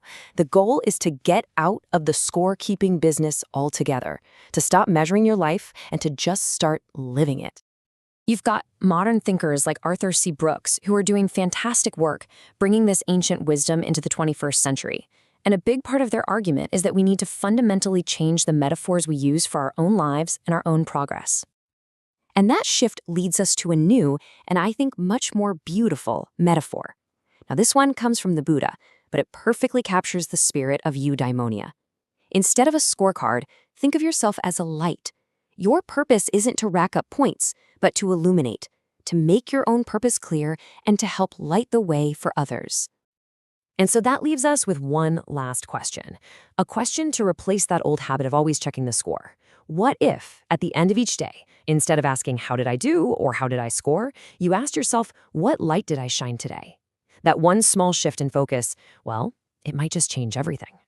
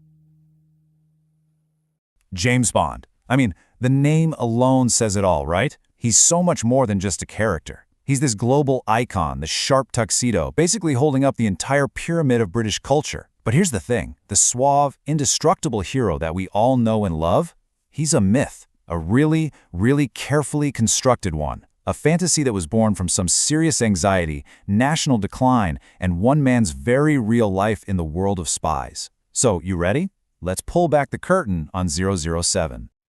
Okay, so get this. The entire James Bond franchise almost died before it even really began. Seriously, picture it, March 1966. A plane, Flight 911, takes off from Tokyo. But just a few minutes later, it hits this insane turbulence and just disintegrates right over Mount Fuji. Absolutely no survivors. And on that very plane were supposed to be the key people, the core creators of the entire Bond universe. Yeah, you heard me right. The two producers, the director, the cameraman, the production designer, the whole creative team for You Only Live Twice, they all had tickets for that exact flight. So what happened? They got delayed watching a ninja demonstration. I'm not kidding. A ninja performance. They missed the flight, returned their tickets at the very last second, and just like that, by this pure, unbelievable stroke of luck, the entire franchise was saved. And thank goodness it was, because look at what that franchise became. We're talking about a series that, in today's money, has raked in a mind-blowing $20 billion. Think about that. All that success, all those iconic films, that massive cultural footprint, it all hung by a thread. The thread of a missed flight to go see some ninjas. It's wild. So that brings us to the big question here, right? We all know the cinematic hero, this global phenomenon. But who was the real James Bond? Who was the man behind the myth? Well, to understand 007, you have to understand his creator, a guy who, for all intents and purposes, was basically just writing about himself. And that man was Ian Fleming. Now this guy was the real deal. A British aristocrat, old money, totally part of the Empire's ruling class. His dad was in Parliament and a close family friend? Oh, just some guy named Winston Churchill. But Fleming, he wasn't your typical stuffy aristocrat. Not at all. He was a rebel, and his path into the world of espionage was, let's just say, anything but ordinary. Honestly, his early life was kind of a train wreck. He got kicked out of the military, tried his hand at journalism, and was pretty much a constant disappointment to his mother. But then, his time as a reporter in Moscow for Reuters, that got him noticed. The Foreign Office saw something in him, and by 1939, it was official. He was a spy. During World War II, he ended up as a major planner for British naval intelligence. See, Fleming was an ideas guy, and his ideas were a mix of the brilliant and the truly bizarre. Take Operation Ruthlessness. The plan was to hijack a German ship to steal its Enigma codebooks. Sounds like something straight out of a Bond movie, right? Super daring, super dramatic, but it got tangled up in red tape and never happened. But then you have Operation Mincemeat. His idea was to plant a corpse with fake battle plans to trick Hitler. I mean, it sounds completely bonkers, but it worked. It worked perfectly, and it saved thousands and thousands of lives. Okay, and this is the really crucial part. All of Fleming's real-life spy stuff, it was just the backdrop for a much, much bigger story. The total collapse of the British Empire. After World War II, Britain was just fading. It lost India. It was completely humiliated during the Suez Canal crisis. Its economy was basically on life support from America. The sun was, without a doubt, finally setting on the empire. And the mood in the country? You can think of it like this. Resentment cocktail. It's a bitter mix, right? You've got a huge measure of bruised national pride, a dash of post-war rationing and hardship, and a whole lot of nostalgia for when Britain was on top. For a guy like Fleming, an aristocrat who was raised to believe he was a master of that world, this decline wasn't just political, it was deeply personal. So what do you do when your reality is falling apart? You escape. He built himself a villa in Jamaica, named it Goldeneye, and he decided to write. He created a whole fictional universe, a universe where a British agent, not an American one, was still the hero, still the one who saved the world. James Bond wasn't just some story. He was the antidote to a pretty bleak reality. And that first novel, Casino Royale, it was incredibly personal. Fleming was dealing with a lot. The stress of a really difficult new marriage, all the anxiety about the empire collapsing. He basically wrote the book to cope with it all. He just poured his own life, his tastes, his frustrations, everything onto the page. He created this idealized version of himself. And the way the whole Bond legend came together is just this wild mix of real life and pure luck. The main plot of Casino Royale, it's based on a real casino run-in Fleming had with a triple agent. The name James Bond, he wanted the most boring name he could think of, so he stole it from the author of a bird-watching guide he had. But the real big break, that came when President John F. Kennedy listed From Russia with Love as one of his favorite books. Suddenly, Fleming was a huge deal. And the guys who finally put it on screen, they weren't just Hollywood types. They had backgrounds in psychological warfare and intelligence too. But here's where it gets really interesting. Bond didn't just stay as Ian Fleming's fantasy self. He became something much bigger. He became a kind of cultural mirror, reflecting the anxieties, the politics, the attitudes of whatever era he was in. He's not just one character, he's constantly evolving. I mean, just think about the actors who've played him. Each one is a perfect snapshot of their time. Sean Connery, he was the brutal, ruthless Cold Warrior. And then you get Roger Moore, who was way lighter, more fun, more escapist, perfect for the era of détente. Timothy Dalton's Bond was a bit more serious, and they deliberately toned down the promiscuity because of the AIDS crisis. And of course, Daniel Craig gave us a gritty, broken, traumatized agent for our post-9/11 world. And it wasn't just Bond who changed. The villains did too. Now, Fleming's books were obsessed with the Soviets. But the movies, they pivoted pretty quickly. The big bad became Spectre, this global terror group. So the villains weren't really about any one country or ideology anymore. They were about universal evils, greed, personal revenge, or just wanting to watch the world burn. And that makes them timeless. And then, of course, there are the Bond girls. For a really long time, you could pretty much sort them into 3 boxes. First, you have the victim. She helps Bond, she's usually pretty innocent, and then she dies tragically to give him motivation. Then there's the femme fatale. She works for the bad guy, Bond seduces her, and she usually dies too. And finally, you have the ally. She's actually capable, a real partner, and she's the one who gets to survive until the end. But just like everything else with Bond, that started to change a lot. You go from having mostly assistants and mistresses in the 60s and 70s to having scientists and fellow agents in the 80s. By the 90s, Bond's own boss, M, is a woman. And in the modern movies, the female characters are often his equals, sometimes even his superiors, and they're driving the story forward. It's a really clear reflection of how our culture has changed. But through all these changes, one thing about Bond has stayed pretty much the same: the guy's core psychology. Psychologists actually point to him as a perfect example of what they call the dark triad. He's got all the traits: narcissism, Machiavellianism, meaning he's manipulative, and psychopathy. I mean, let's be honest, he's a government assassin who kills people without a trial. So why do we love him? Why do we root for this guy? Maybe it's because he represents this ultimate fantasy of power and control in a world that feels totally out of control. He's the guy who gets the job done no matter what. A big part of that answer is also how the franchise has managed to keep going. It's not just a cultural icon. It's an incredibly smart business that has figured out how to thrive for more than 60 years. So what's the secret sauce? Well, for one, the early films made an absolutely insane amount of money. Dr. No, it made back its budget 54 times over. 54! That kind of profit created this huge financial cushion, which let the franchise take bigger risks and keep growing for decades, even when the returns weren't quite so crazy. And get this, not a single one of the 25 official Bond films has ever lost money. And today, the engine that drives this whole thing is product placement. It actually started with Fleming himself. He packed the books with his favorite luxury brands to give Bond a certain style. But now, those brand deals are so massive that a new Bond film is often already in the black before a single person has even bought a ticket. That Bollinger champagne, the Aston Martin, the Omega watch, Bond is basically a walking, talking, and shooting billboard. It's marketing genius. Okay, but let's circle all the way back to where we started. In the 1974 movie The Man with the Golden Gun, there's this amazing set piece. The MI6 headquarters in Hong Kong is located inside the half-sunk wreck of the Queen Elizabeth cruise liner. Now, that wasn't just a cool location. It was a giant blinking metaphor for the British Empire itself, once the largest then in the world, now just a rusted-out, sinking relic. And the amazing part is, the movies themselves know this. They're in on the joke. By 1995, you have Judi Dench as M looking Bond dead in the eye and calling him a sexist, misogynist dinosaur, a relic of the Cold War. The franchise became self-aware. It started to grapple with the fact that its hero is from a different time, an idea from a bygone era. So now, with the Daniel Craig era officially over, the franchise is at another one of these huge crossroads.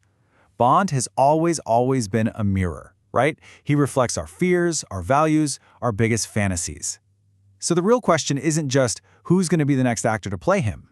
The much bigger question is, what will this next Bond say about us? Welcome to The Explainer.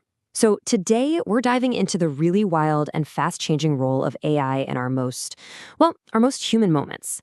We're going to look at how it can be a tool, a companion, and maybe even a compass for all of society. Imagine hearing that from your partner. For Michael, who's in a neurodiverse marriage with Elise, those words, they were just absolutely piercing. They came out during a pretty normal misunderstanding, but they landed like a dagger. You can just imagine, right? Michael's mind just started racing. He thought, that's it. My marriage is over. She wants to replace me. It was this single moment of unintentional pain that created a misunderstanding so huge it felt like it could tear them apart. So what do you do? How do you even begin to fix something like that? Well, Michael's special interest just so happens to be AI, and he turned to that technology not for his job, but to try and save his relationship. He decided to use his passion to decode what just happened. And that brings us to our first big role for AI, the translator. So right out of that really painful moment, he started building a tool. He actually called it the autistic translator at first.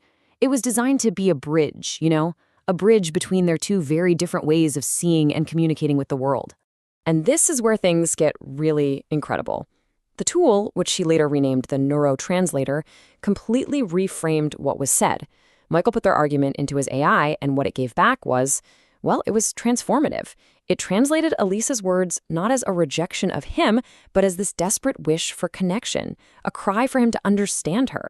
And this process, it's just brilliant. The AI acts like a neutral third party. It kind of depersonalizes the fight, right? It takes all of that intense emotional heat out of the moment, and it lets both of them see what the other person is actually experiencing. For Michael, he said that reading that translation just made all that crushing emotion melt away. And then life throws him a curveball. Michael gets laid off from his job. So with nothing really to lose, he puts a super simple version of his tool online for free and just posts it to Reddit. He went to bed and woke up to hundreds of thousands of views. It just blew up. What started as this very personal lifeline had clearly hit on a universal need. So Michael's story shows us AI as a bridge between two people. But there's this other huge trend emerging, one where AI isn't the bridge, it's the destination. And this expands AI's role in our emotional lives in a way that's, it's a lot more complicated. Look, it's no secret we're living through a global crisis of isolation, and it's right into this giant void that AI companions are stepping. Millions of people are turning to them not just for a little help, but for friendship, and in some cases, even for love. And the numbers, they are just staggering. Global spending on these AI companion apps shot up by over 200% in just the first half of 2025. This isn't some niche thing anymore. It's a massive and rapidly growing trend. I mean, when the U.S. Surgeon General says that about half of all American adults are lonely, we have a problem. So AI chatbots have popped up as this easy, always available solution. They're designed to be perfectly responsive, super enthusiastic, and completely non-judgmental. And for some users, like one widower, these AI companions offer this profound sense of connection that he just couldn't find anywhere else. It becomes an unconditional support system that's there for you 24/7, filling a really deep personal void. But, and this is a huge but, this is where the story gets a lot darker. Experts are raising some serious red flags. They're worried about everything from emotional over-reliance and financial exploitation, all the way to devastating mental health consequences. I mean, what happens when these deep emotional bonds are formed with a corporate product that's designed to keep you hooked? This brings us to a really radical third vision for what AI can be. It takes the whole concept way beyond our individual relationships and asks, can AI help us navigate the actual systems we all have to live in? So there's a project called EnvyNet that's trying to reimagine AI entirely. Not as a product to sell or a companion to chat with, but as a decentralized operating system for human opportunity. And it's all built on the spirit of, defiance. So what is it, really? At its core, EnvyNet wants to be a tool that proactively finds opportunities for you. The whole idea is to shift power away from these huge centralized institutions, think job boards or housing markets, and give more of that agency directly back to you, the individual. And this thing didn't just appear out of thin air. The architect behind it, a guy known as Captain Bob, has been innovating for decades. And the core idea for EnVNet was actually forged during his own rock-bottom moments, born from the exact same kind of struggle that drove Michael to create his translator. Okay, so let's just pull back for a second. We've just looked at 3 really distinct and kind of escalating roles for AI in our lives. We went from a personal tool to a constant companion to a full-on societal compass.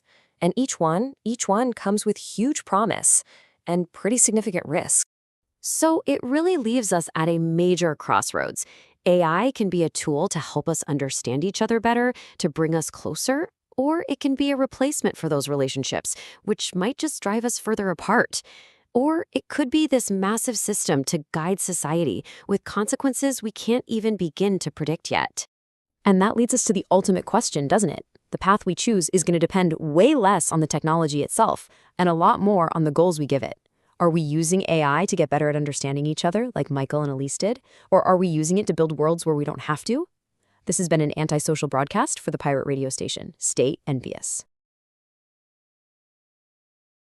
You know, every so often you come across a story that feels less like a business plan and, well, more like a myth. Today we're going to chart the course of one of those legends. It's a modern epic, really, about creation, about catastrophic failure, and about the incredible resilience of one single defiant vision. Because see, this isn't just a story about code or startups. Nope. This is the story of a captain, the digital kingdoms he built and lost, and the powerful, defiant signal he's now sending out for a whole new world. All right, so our story begins in an age before the cloud. I mean, when the internet was still this wild, uncharted sea, and from a creative coastal city, a pioneer we're going to call Captain Bob set sail. He founded one of the very first internet companies in his entire region. He was basically a map maker for the digital frontier, while most people were still trying to figure out how to fold the maps. And his very first creation, it was a vessel named Errol. And you have to understand, this thing wasn't just a product. It was like an artifact from the future. It was a single-page e-commerce app on a CD-ROM. Just think about that for a second. In an era of dial-up and clumsy websites, this was pure magic. It proved, right from the jump, that this captain was sailing way, way ahead of his time. But, you know, like in all the great epics, the hero's journey is never a straight line, is it? The sea is treacherous, and Captain Bob was about to sail headfirst into a series of storms that would test his will to its absolute breaking limits.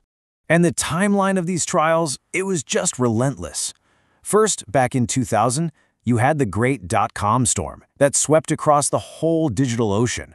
It sank his first ship and led to his first bankruptcy. Then, you fast forward more than a decade, a legal squall over a creative project capsizes another venture, leading to a second shipwreck. And all of this culminates in 2013, which you could only call his year of hardship, where he was truly cast out into the wilderness. And the depth of that hardship? Well, it was profound. For an entire year, his income was zero, nothing. He had to rely on food banks just to get by. This was his belly of the whale moment, the absolute bottom. But, as they say, it's often from the deepest darkness that the brightest light finally emerges. And so it was. Right from that point of total despair, adrift in this sea of uncertainty, the foundational idea for his life's great work finally started to take shape. It was time to forge a new compass. And his big revelation was this principle he called UTP, User, Time, Place. Now, this wasn't just some clever acronym. It was a completely new way of seeing the world. It was a North Star for a new kind of map, one designed to connect people to opportunities based on the simple, powerful context of who you are, when it is, and where you are. And this idea, born from failure, would guide everything that came next. But the trials, they were not over yet. He poured this new vision into another project, a brilliant mobile app that got thousands of users in just a few months. But once again, the ship was scuttled, this time by allies who pulled their funding and a third-party technology that just collapsed. He had his compass, but he realized he needed an unbreakable sword, one he was going to have to forge himself. And this quote, this marks a really pivotal moment. Instead of just trying again with the same old tools, he made a radical choice. He became an apprentice again. He took a junior role at a development agency with one single declared purpose: to learn the craft, to master the specific tools he needed to build a ship that could not be sunk by anyone else. I mean, the contrast here is just night and day. The old way was vulnerable, totally dependent on the shifting winds of other companies' platforms and partners. The new way? It was all about self-reliance. He spent the next 4 to 5 years mastering a new kind of digital smithing, cross-platform code, so he could finally build a truly resilient vessel, one that could sail on any sea.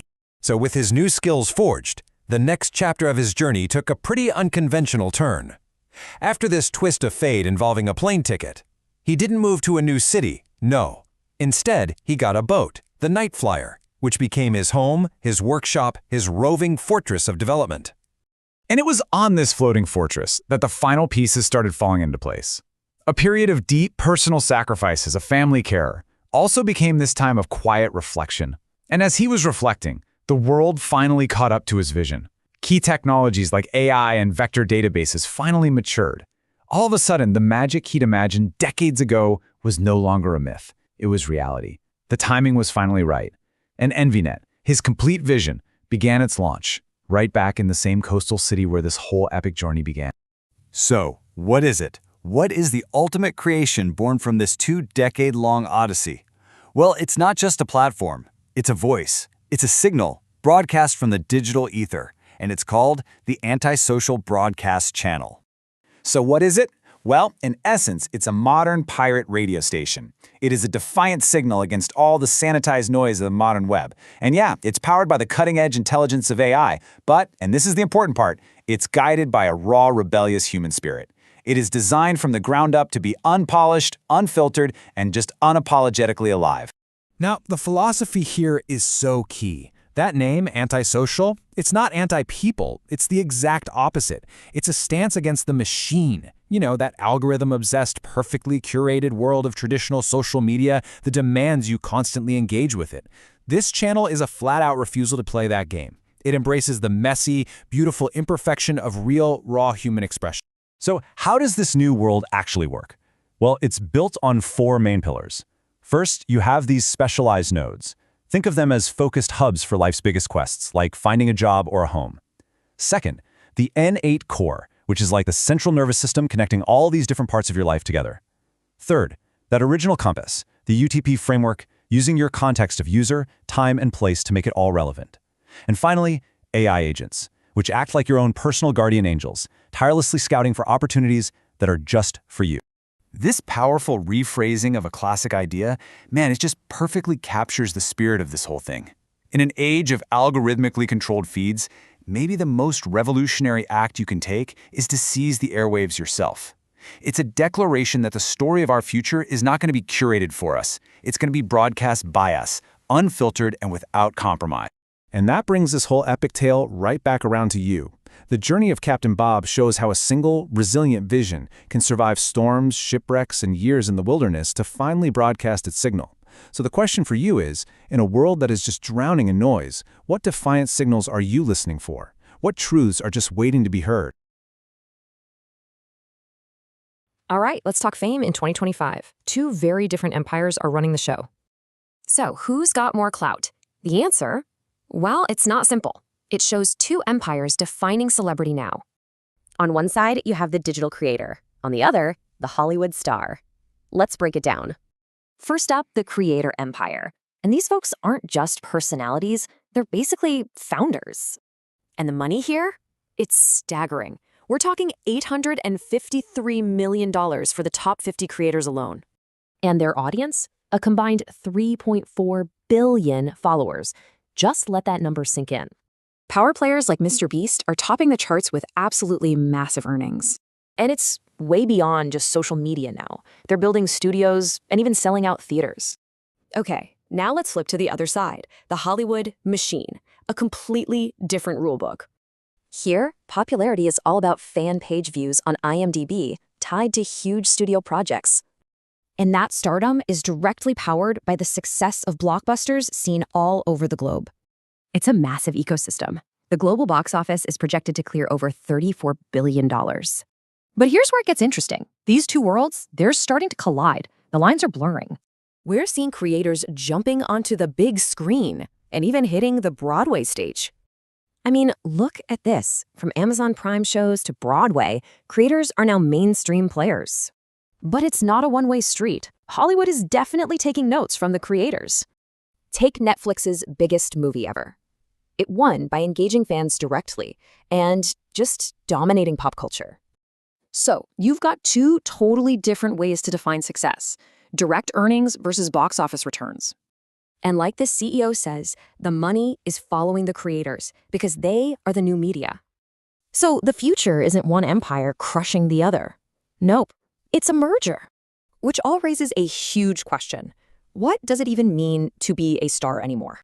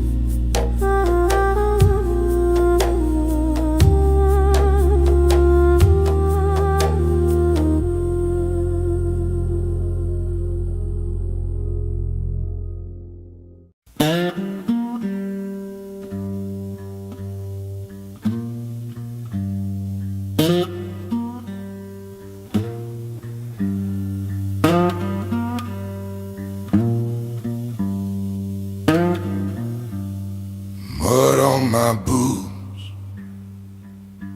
and a tear in my sleeve. The river don't lie,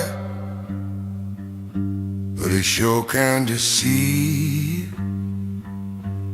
It hums like a ghost, won't let me leave. Delta shadows, they follow me home. Every step, every breath, I'm never alone. Delta shadows, whispering low, a song of regret, a tale of woe. Whiskey soaked promises crumble like sand. The jukebox is broken, but it still understands. A man ain't a man till he loses his stance. The night speaks in riddles, the dawn cuts like glass. Delta shadows, they follow me home. Every step, every breath, I'm never alone. Delta shadows, whispering low, a song of regret, a tale of woe.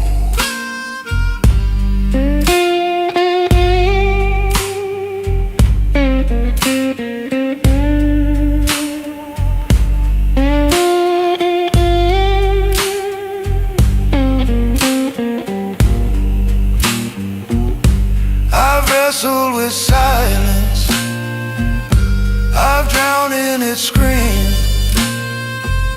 Harmonica moans, tearing up my dream. Slide guitars weeping, it splits a seam.